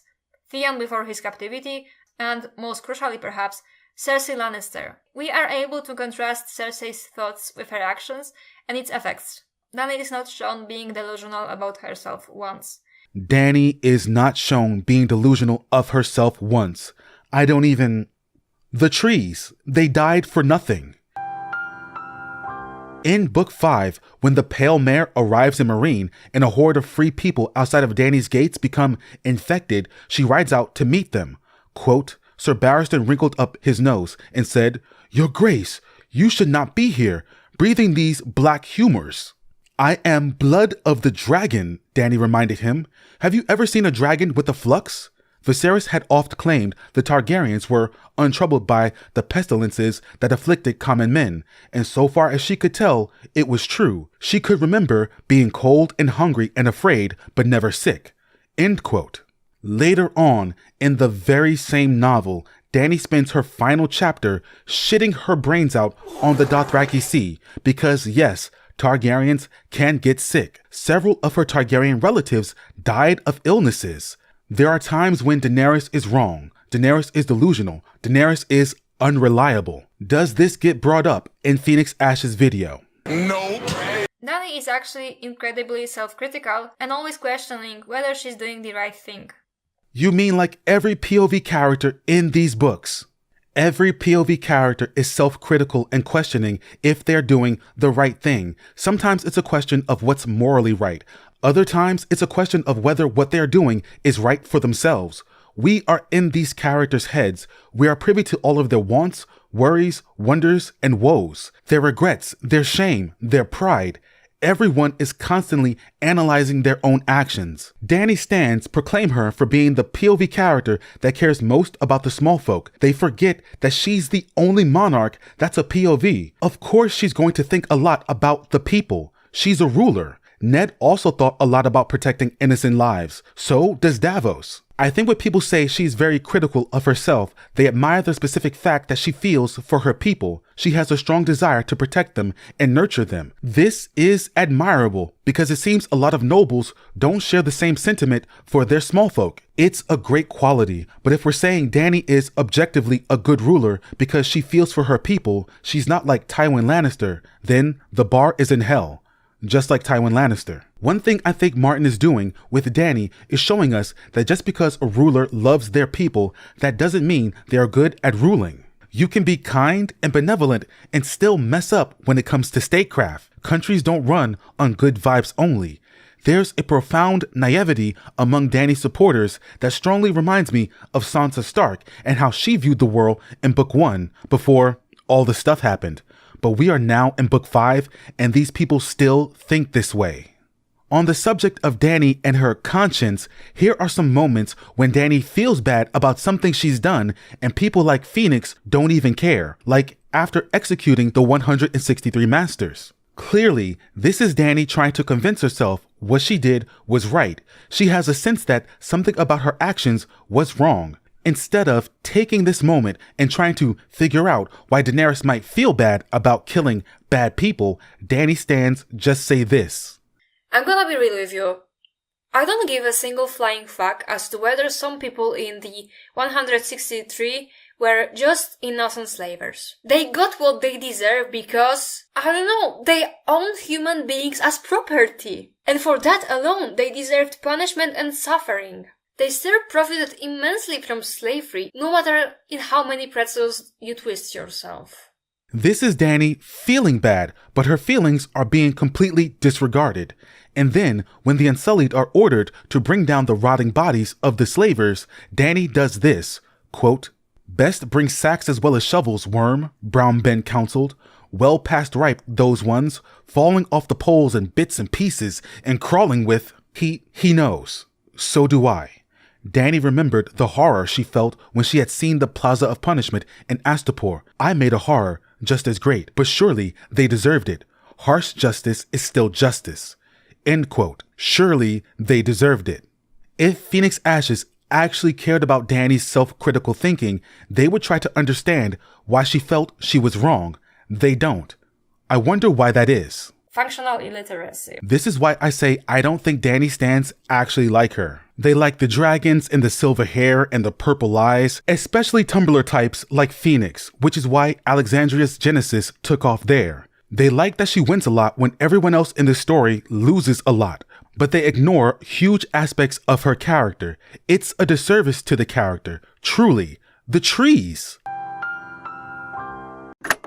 Hitting pause real quick to let you all know a lot got edited out of this video. I addressed a lot of the lies Phoenix Ashes has told their audience about me. They run a toxic YouTube channel, and all they do is spend their time in the comment section slinging insults at people. It's a Daenerys echo chamber, but I decided to leave that out of this video. That might be another project. But for now, I want to talk about Book 3, Dany's first chapter. because she has yet another argument with Sir Jorah, and she says something very strange. Quote, "A queen must listen to all," she reminded him, "the highborn and the low, the strong and the weak, the noble and the venal. One voice may speak you false, but in many there's always truth to be found." She had read that in a book. End quote. This is theoretical knowledge, not practical, because Dany learned it in a book.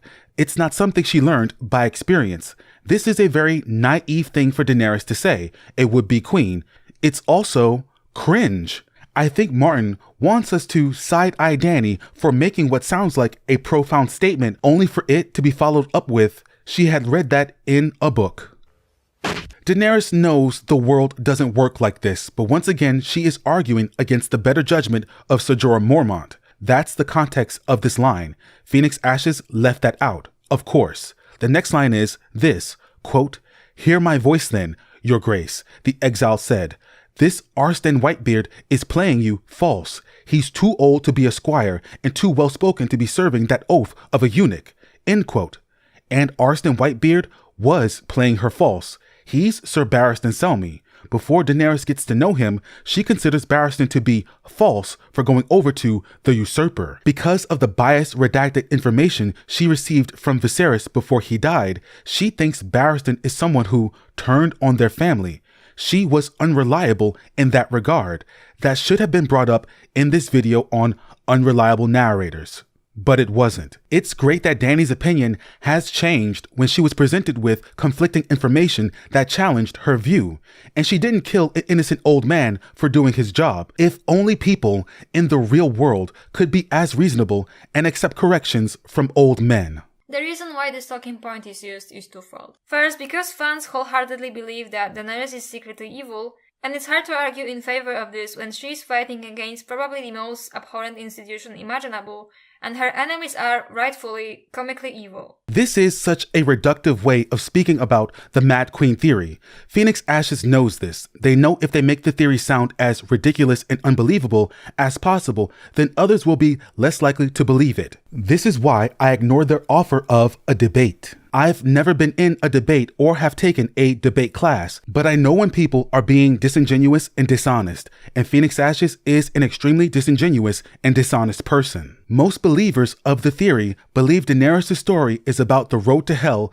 being paved with good intentions. The theory isn't about an evil queen on the back of a dragon cackling madly as she says Dracarys over a city of innocent people. Dany's theorized downfall is almost always presented as a great tragedy.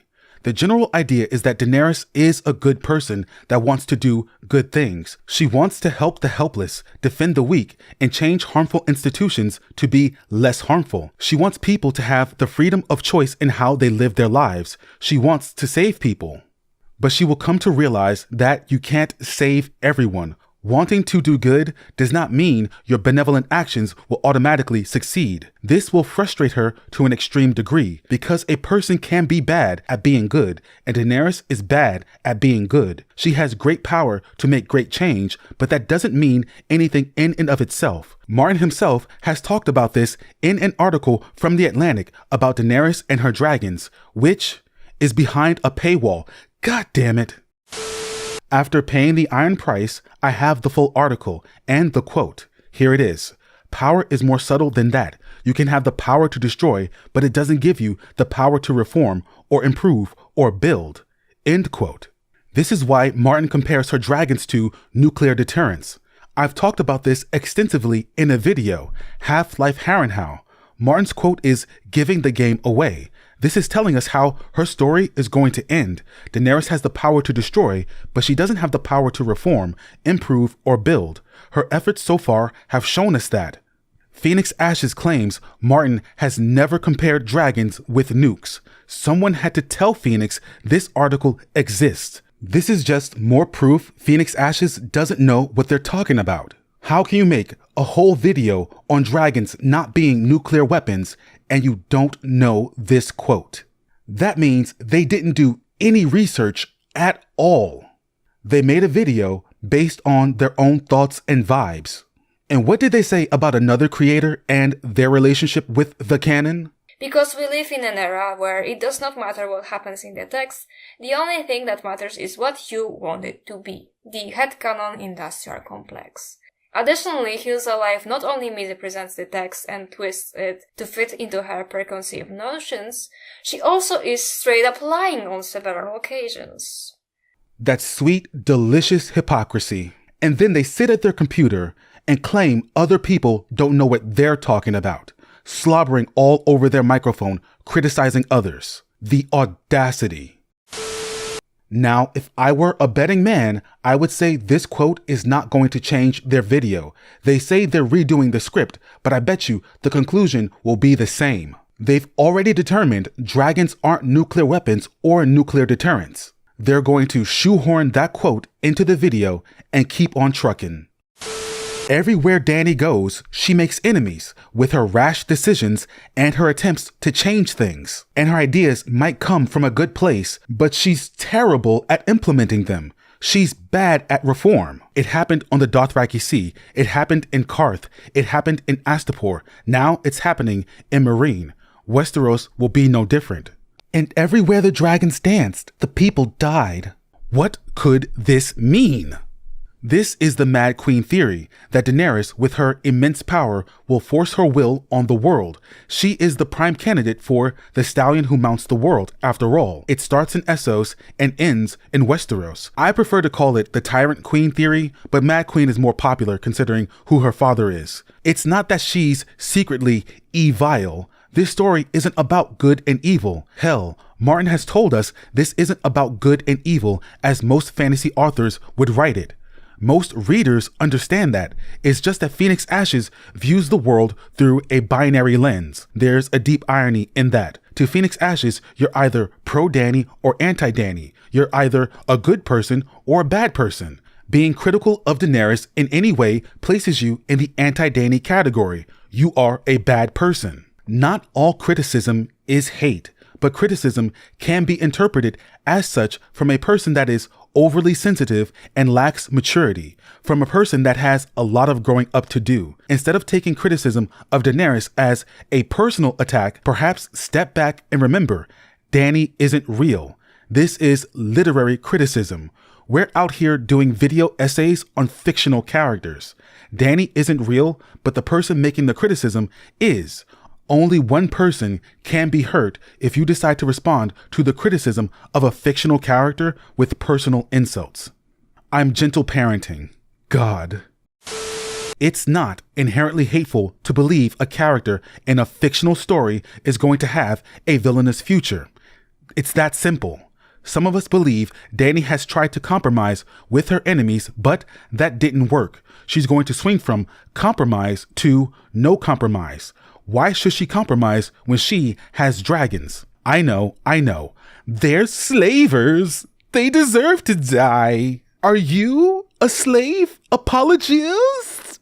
She can kill all the bloody damn slavers she likes, but that doesn't solve slavery, and her mentality isn't going to magically switch up when she comes to Westeros. You can't kill thousands without it changing you. When the nobles there start to defy her the same way the slavers did, she'll use the only problem-solving tool she has, her dragons. If your only tool is a hammer, then every problem looks like a nail. She won't always be in Slaver's Bay, and there is nuance in Slaver's Bay for those paying attention. It's not simply kill all slavers. This sounds like slave apologia. Ugh. For example, the slavers fight with slave armies. Many of those slaves, I'm guessing, don't want to be there. And if Daenerys does wholesale destruction, then what will the former slaves have once all the masters are burned and dead and their buildings reduced to the ash? People go as far as to say that she's not even backed by the slaves, who prefer to be slaves, even though these slaves are actually willing to die and go through chaos and suffering to be freed. Who had been saying that? Who said that? Who said that? Who said that? First of all, where in the text does it say the majority of slaves are willing to go through chaos and suffering to be freed? We would need to see POV characters among the slaves, preferably the POV of a slave, to know that. Phoenix Ashes just made shit up. Citation? Example? No? See, she does it again. She knows that her audience already believes what she believes and as such feels no need to convince anyone. I will count it as a lie then. Phoenix tells us we know how the majority of slaves feel about Dany, but Astapor is dead, Yunkai re-enslaved, and Meereen is in turmoil. We do know how one former slave feels about Dany. Lord Gale once again comes to court begging for military assistance in Astapor. Once again, Daenerys denies him. Quote, "Many of my freedmen were slaves in Astapor. Perhaps some of them wish to help defend your king. That is their choice. As free men, I gave Astapor its freedom. It is up to you to defend it." "We are all dead then. You gave us death, not freedom." Gale leapt to his feet and spat in her face. Strong Belwas seized him by the shoulder and slammed him down onto the marble so hard that Dany heard Gale's teeth crack. The shave pate would have done worse, but she stopped him. End quote. "I gave Astapor its freedom. It's up to you to defend it. The city with the crumbling walls she just sacked." Is this mentioned in Phoenix's video? Nope. We have the word of one former slave, the widow of the waterfront, who hints to Tyrion and Ser Jorah a slave rebellion is brewing in Volantis. In this video on Unreliable Narrators, Phoenix Ashes takes the word of this one woman as gospel. This is their evidence the slaves are ready to die and go through suffering to be free and serve Dany's cause. I do not doubt slaves in Volantis are looking to Meereen and are plotting their own freedom. But I do have questions regarding the nature and extent of this possible rebellion. Phoenix just runs with it because it's a possible point in Dany's favor. The last time slaves rose up when Dany broke their chains, some heinous acts were committed. We hear of one such incident when Dany holds court in her first chapter in Book 5. Quote, "A boy came, younger than Dany, slight and scarred, dressed up in a frayed gray tokar, trailing silver fringe. His voice broke when he told how 2 of his father's household slaves had risen up the night the gate broke. One had slain his father, the other his elder brother. Both had raped his mother before killing her as well. The boy had escaped with no more than the scar upon his face, but one of the murderers was still living in his father's house, and the other had joined the queen's soldiers as one of the mother's men. He wanted them both hanged." End quote. Dany is served by a rapist. The passage goes on to say, quote, "I am queen over a city built on dust and death." Dany had no choice but to deny him. She had declared a blanket pardon for all crimes committed during the sack. Nor would she punish slaves for rising up against their masters. End quote. All crimes were legal during the sack. The purge Meereen. It was only after the sacking of Meereen that Dany punished murder, theft, and rape. How would Phoenix Ashes feel if this happened in Volantis? We already know. They told us there is no nuance in situations involving slavery. Hence, Unreliable Narrator is the only possible excuse they could use in this instance. To make it seem like Dany warps reality so much that there is actually nuance to the situation in Slaver's Bay. We heard what Phoenix Ashes said about the slavers. They deserve pain and suffering. It's just that pain and suffering can take many forms. And I am sure the mother of that boy, in her final moments, she endured a lot of pain and suffering. She was and murdered. This is what Phoenix Ashes condones when they say the slavers deserve pain and suffering. My point isn't that slave rebellions are bad. My point is that it is too soon to take the widow of the waterfront as an ally. Exercise some caution because we do not know her or the type of rebellion being planned. She is unreliable in that regard. Dany can have dangerous friends, and it wouldn't be the first time she was betrayed by a matronly, motherly figure. What are the widow's bodyguards called? That's right, her sons.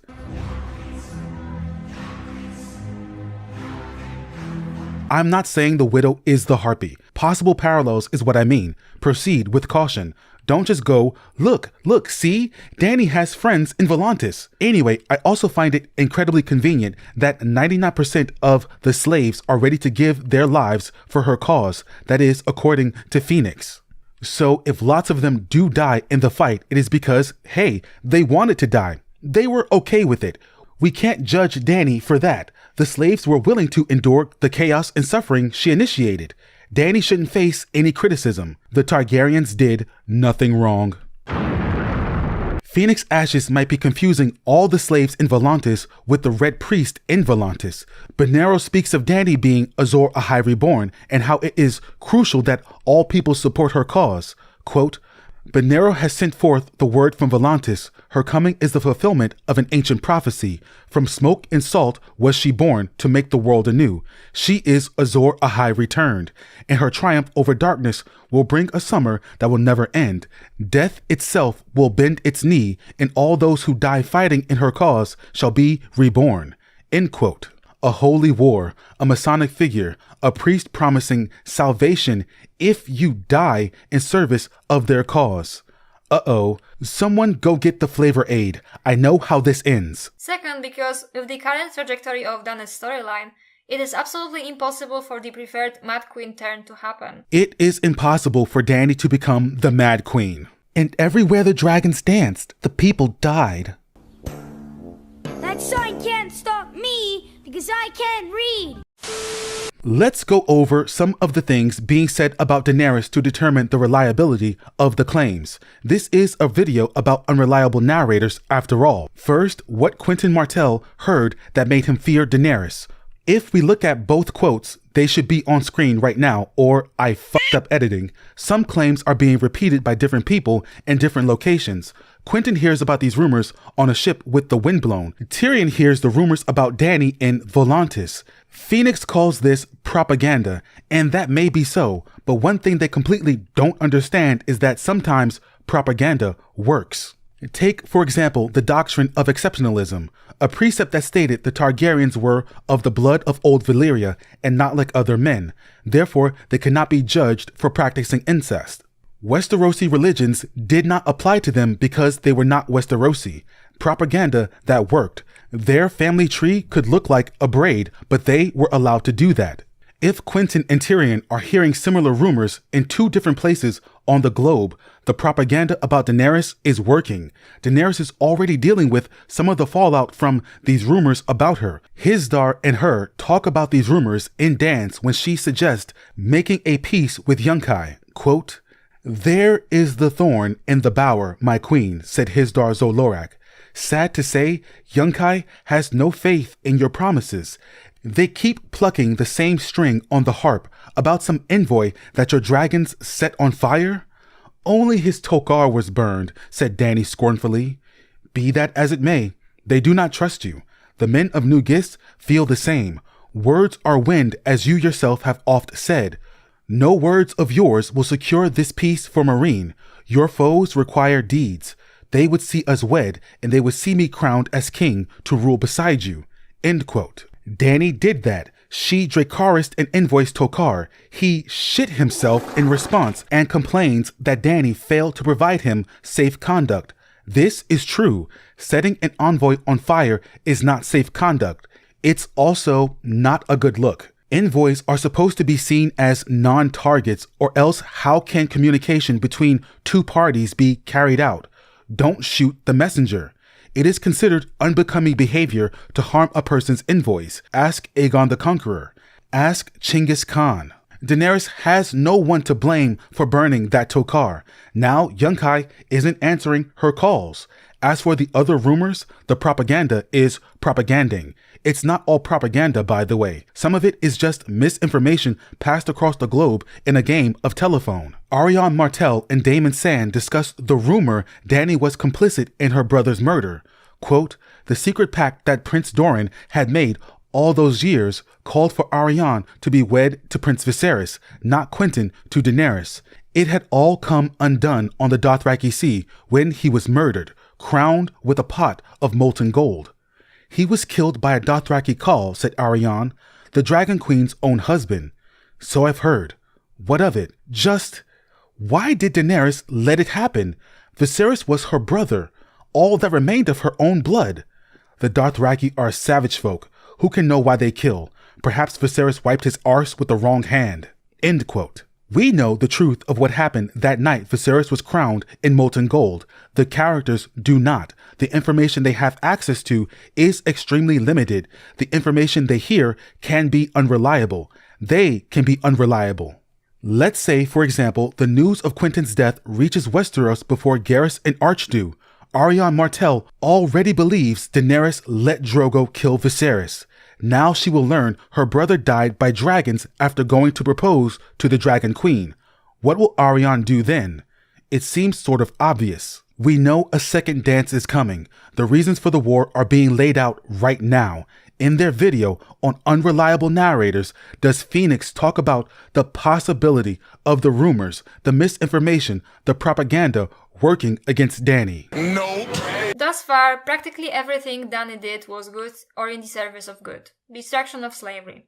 Daenerys didn't destroy slavery. She killed a bunch of slave masters in 2 different cities. Then, when she sat in a pyramid in a position of power, she allowed people to sell themselves into slavery.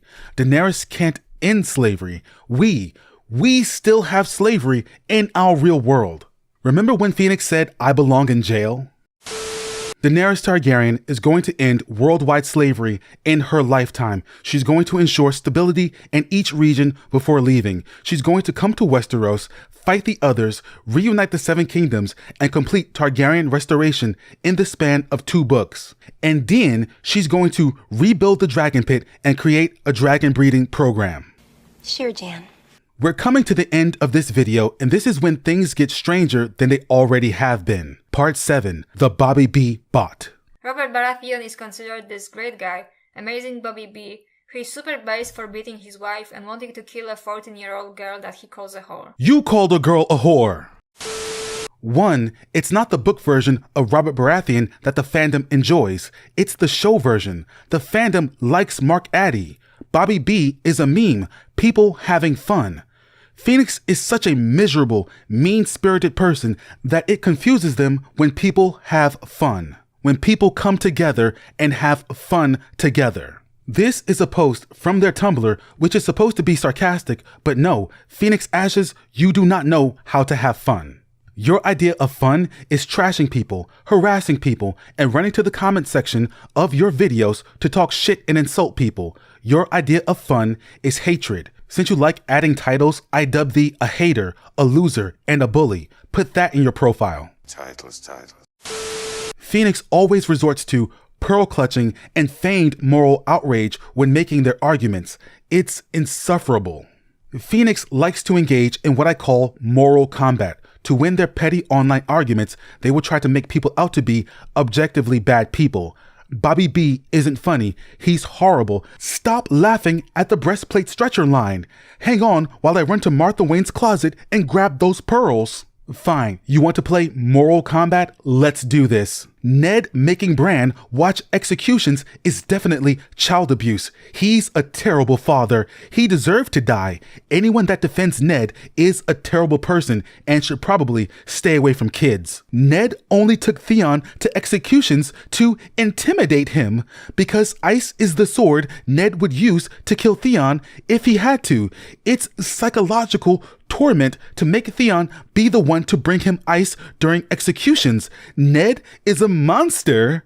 Robb brings his direwolf to battle. This is literal dogfighting. Is he the Westerosi Michael Vick? Jon recruits children to the Night's Watch for the promise of food and shelter. This is exploitation of the poor. And he's creating an army of child soldiers. I can't believe he has fans. Jon Snow? More like John Coney. Disappointing. Catelyn Stark betrothed her son and daughter to Freys. First of all, she did it without their consent, which is extremely problematic. Secondly, Arya is a child. Catelyn wants to make her daughter a child bride. It's good she died. Alright, enough. Liking Bobby B or Vizzy T is not an endorsement of their behavior. As a character in a fictional story, I would argue one of his purposes is to entertain. Some people find his antics entertaining. Some people find Darth Vader entertaining. People like Darth Vader. They dress up as him. But I guess, hold on, moral combat. Oh my God, Darth Vader participated in intergalactic genocide. He's a murderer. He assaulted his wife. He killed younglings. People that like Darth Vader must hate women and children. I cannot imagine being this insufferable, being upset with people for liking the Bobby B bot. If you go on the subreddit and purposefully activate the Bobby B bot so it can say Dothraki on an open field, Ned, just so you can have a laugh, that is something I will not tolerate, and I will say it to Snoo himself. The reason Phoenix Ashes is upset people find Bobby B entertaining is because they don't like people liking things they don't approve of. Evidence shown here when they told Harry Potter fans to end their own lives for liking Snape. It's also because he wanted to hurt Dany. That's all it really boils down to. He was an enemy of Dany. I don't know why this would make someone whine about a bot on a message board. It's a fucking joke. There are memes and jokes that masquerade as harmless fun. Meanwhile, they cover up actual hatred, bad ideas. The Bobby B bot isn't one of them. The video only continues with more of this petty behavior, Phoenix Ashes policing opinions and trying to paint those in the fandom as being morally or objectively wrong when the fandom has opinions they don't approve of. There's no point in me going over that, which means it's time to wrap this shit up. Part 8. Conclusion. Now to close, Daenerys Targaryen has many moments of being an unreliable narrator. The fact that she wants to wage war on Westeros when she doesn't even know the truth about Robert's rebellion is very concerning. She doesn't know the truth, and what's worse is she has put off learning the truth. It may be she never learns the truth and sets sail for Westeros anyway. Daenerys rethinking what Viserys had told her about their father when confronted by Barristan Selmy is a start, but it's not enough. She must learn the truth.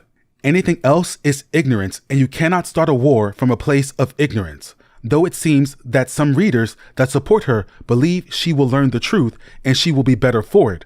These people argue in defense of Daenerys as if she has already learned the truth. For them, she has already done all the things she set out to do. So when people criticize her, they are confused or even enraged. She ended slavery. She saved the world. She fixed Westeros. How can people hate her when she's done so much good? Thus far, practically everything Dany did was good or in the service of good. Destruction of slavery.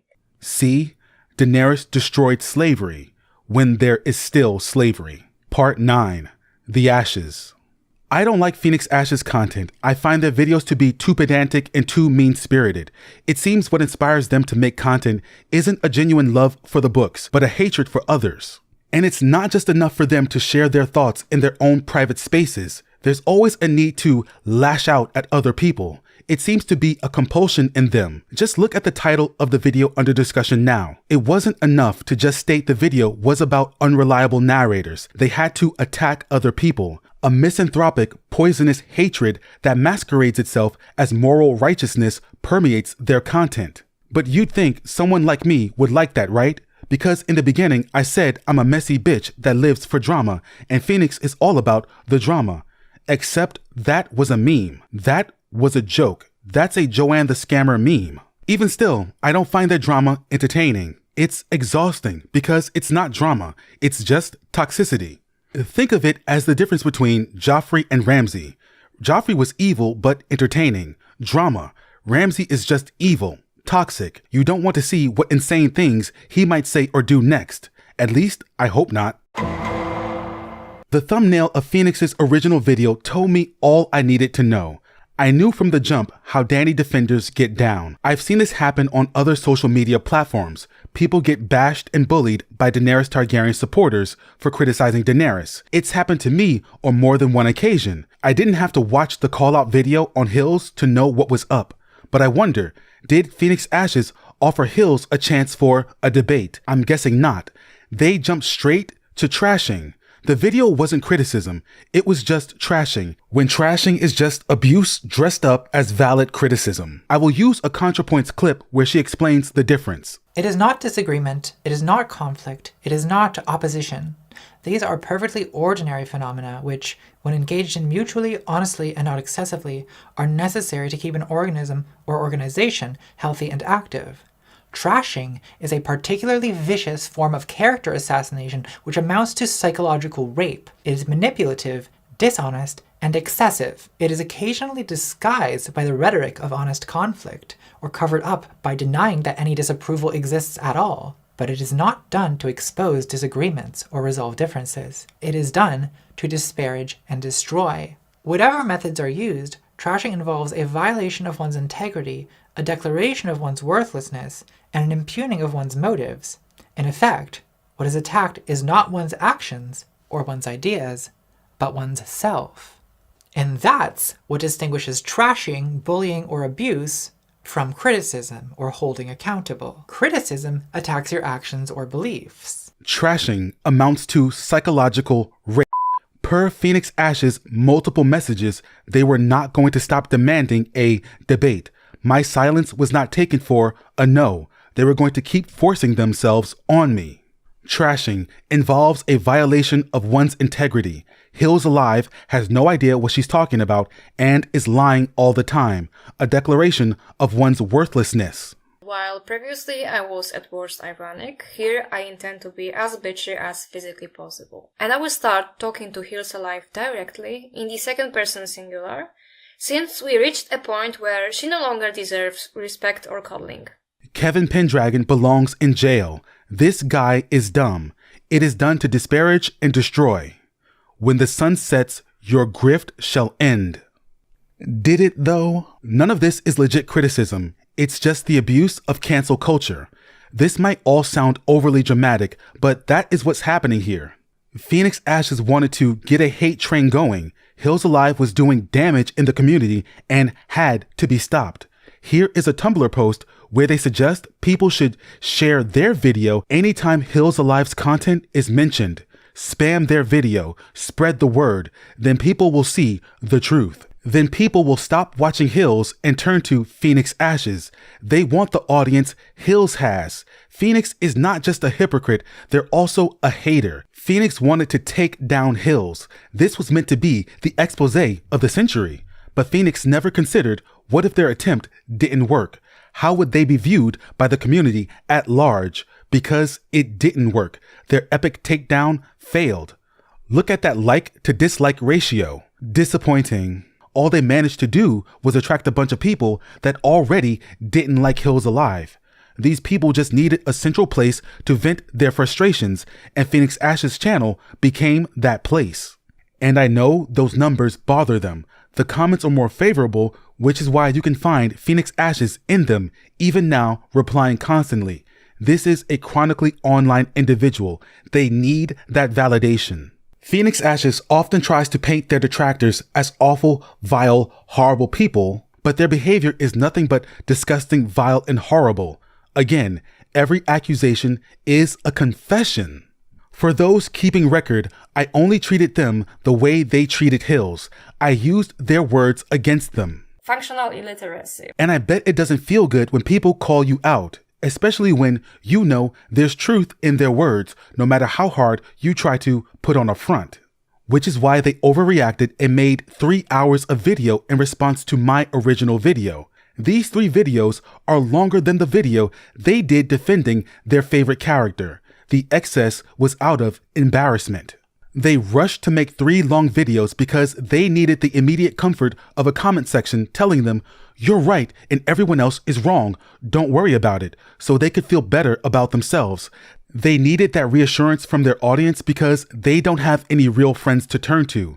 If you're subscribed to them, fair warning, this person will one day treat you like an enemy too.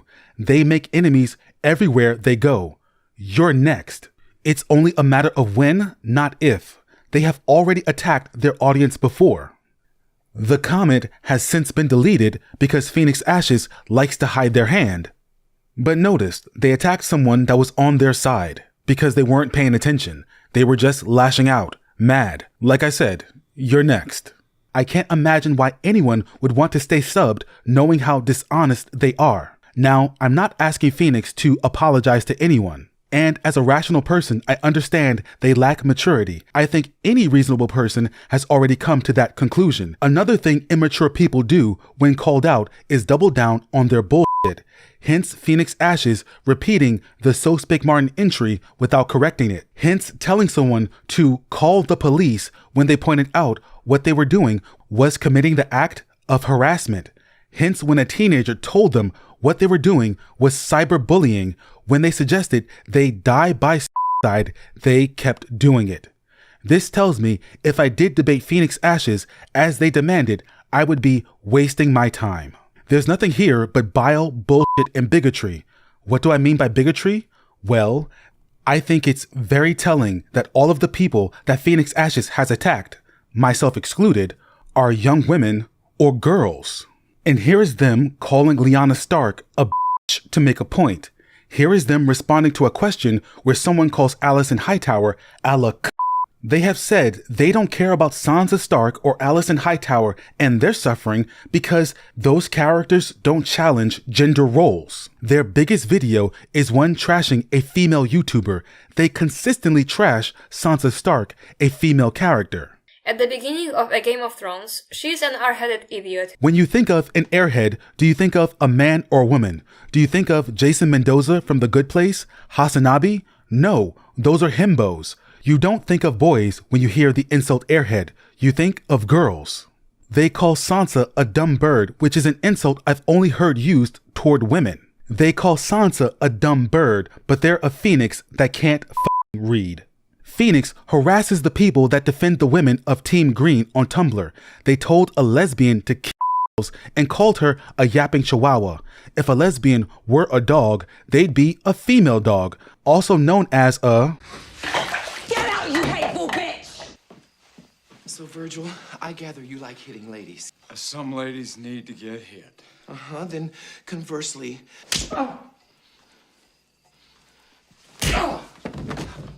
Let me guess, it was Phoenix Ash's moral responsibility to tell this person to kill because there's always an excuse. Or let me guess, this happened so long ago and they're a changed person. This shit happened in September 2022. Again, we were halfway through House of the Dragon Season 1 when they were out here acting like this. Then 4 months later, Phoenix got on here to point the finger at someone else. I truly can't get over the fact that Phoenix was telling people to kill themselves, then turned around and accused someone else of being a bully. The sheer audacity, thinking they could get away with it. All the people Phoenix said should kill themselves are girls. They promote the problematic, misogynistic idea of Stockholm Syndrome. And she remains that slave up until the moment Drogo dies. Any power she possesses is also being granted to her graciously by her pedophile rapist husband. She never stops being a slave, she never stops thinking of herself as being sold, even after her Stockholm Syndrome causes her to fall in love with Drogo. They bemoan sexism and misogyny while actually being incredibly sexist and misogynistic themselves. Phoenix is just like Cersei Lannister. Both hate Sansa, both are unhinged, both hate women in general. Like Cersei, this person has nothing to say unless they have something to hate. Now, this might sound like the height of corniness, but I'd rather listen to people who talk about this series out of love than out of hate. There are so many A Song of Ice and Fire creators on this platform. There seems to be a spirit of collaboration among us. Phoenix Ashes might be the first and only creator that made their entrance with a fuck you to another creator. They did the opposite of collaborating. All Phoenix Ashes does is hate and hate watch. They supervise other people's content. They watch your subscriber count. They wonder at your Patreon. They take notes of how many upvotes a post on Reddit has from 9 years ago. They pretend these are things they don't really care about, but they do. They care deeply. They watch and they judge and they hate. They hate that other people are actually in this for the fun of it, while all they have is hate. They don't like George, they don't like the fandom, and they don't actually like the series. All they like is Daenerys Targaryen. They don't like Tumblr while being on Tumblr. They don't like TikTok. Oh wait, they're on TikTok now. They hated Twitter. They wanted to stop making videos. Oh wait, they're going to keep making videos. Why? Because they can't stop posting. Because there was a woman that needed to be bashed. Everywhere they go, they are miserable. Some advice from an old man: if everywhere you go, there's a problem, you're the fucking problem. They will pretend to be morally superior to everyone else, yet they have no actual morals. They think George himself is a racist misogynist, but they still discuss his work. They promote his material while thinking he is objectively a bad person. Phoenix Ashes is willing to ignore what they believe to be blatant racism and misogyny just so they can enjoy their favorite character, Daenerys Targaryen. Racism doesn't affect Phoenix, so they can just ignore it in places where they believe it exists. I wonder why. We're black in Poland. Of course we get called slurs at the Christmas market. Yikes! Instead of screaming that Hills Alive might be the descendant of black slave owners, you might want to work on the race relations in your own country. 'Cause this ain't it, Chief. The house is indeed made of mirrorish glass. While being a white American, who may as well descend from actual owners of black slaves, and I made excuses for you then. Now I know exactly why I got 3 videos trashing me and Hills only got 1. Let's be real. If you thought Martin was an actual racist, the morally right thing to do would be to boycott the books. This isn't an H.P. Lovecraft situation. But Phoenix clearly isn't boycotting. However, they will clutch their pearls and point at people who aren't boycotting in other situations. The audacity to complain that people can't stop eating at Chick-fil-A when you can't stop talking about a series of books that you don't even like. You can't boycott either. Every accusation is a confession. At least people have to eat food. You don't have to read these books and make these terrible videos. Phoenix is morally superior than everyone else because they won't eat a homophobic chicken sandwich, but they will support a racist misogynist though. This is because Phoenix Ashes has no morals or values. They only pretend to have morals and values so they can attack other people. I wonder what else is going on in Poland. We're black in Poland. Of course they check under my headscarf for a bomb. I'm black in Poland. Of course I get DMs asking me, how big is it? Disappointing. They won't stop talking about the books because they don't actually care about racism and misogyny. These are merely topics they weaponize for their petty online feuds. They don't care about anything but Dany. And even then, it's their idea of Dany, not who she actually is. And because they have no morals, no values, only hate, they assume the same of everyone else. Everyone else is a bully. Everyone else is lying to their audience. Everyone else is grifting. Everyone else is bad. Meanwhile, Phoenix Ashes is the only one upholding the text and the law, while the rest of us are flouting our do as you please. They are always so aggrieved because everyone else is getting away with being wrong. So when they attack unprovoked, their malicious behavior is actually justified because their target deserved it. But it's Phoenix Ashes that's the bully. It's Phoenix Ashes that lies to their audience. It's Phoenix Ashes that misrepresents the text to fit whatever agenda they currently have. Exhausting, wasn't it? Hiding beneath that cloak of your own righteousness. But now they see you as you are. Thank you to the following Patreon supporters and channel members, including Philip E. You can become one too for as little as $1 a month. Please like, subscribe, and leave a comment down below. Also, subscribe and ring that bell. Thank you all for watching, and I'll see you in the next one. Phoenix Ashes, if you've listened this far, grow up. Let me get a bit personal here. I never had much of a parental instinct. As of now, I don't plan to have children. However, due to various circumstances of my life, my family history, and other experiences that I had, I was convinced very early in my life that there is no love in this world stronger than that of a parent towards their children. And I can tell you, with full certainty, that if someone killed my child in my womb, I would not be half as merciful as Dany was. I would skin this motherfucker alive, while pouring salt on each and every one of his wounds, and after he dies in the biggest possible agony, I would whack his corpse into pieces. An awkward silence followed. Have they all swallowed their tongues? Cersei thought, with irritation. It was enough to make her wonder why she bothered with the council.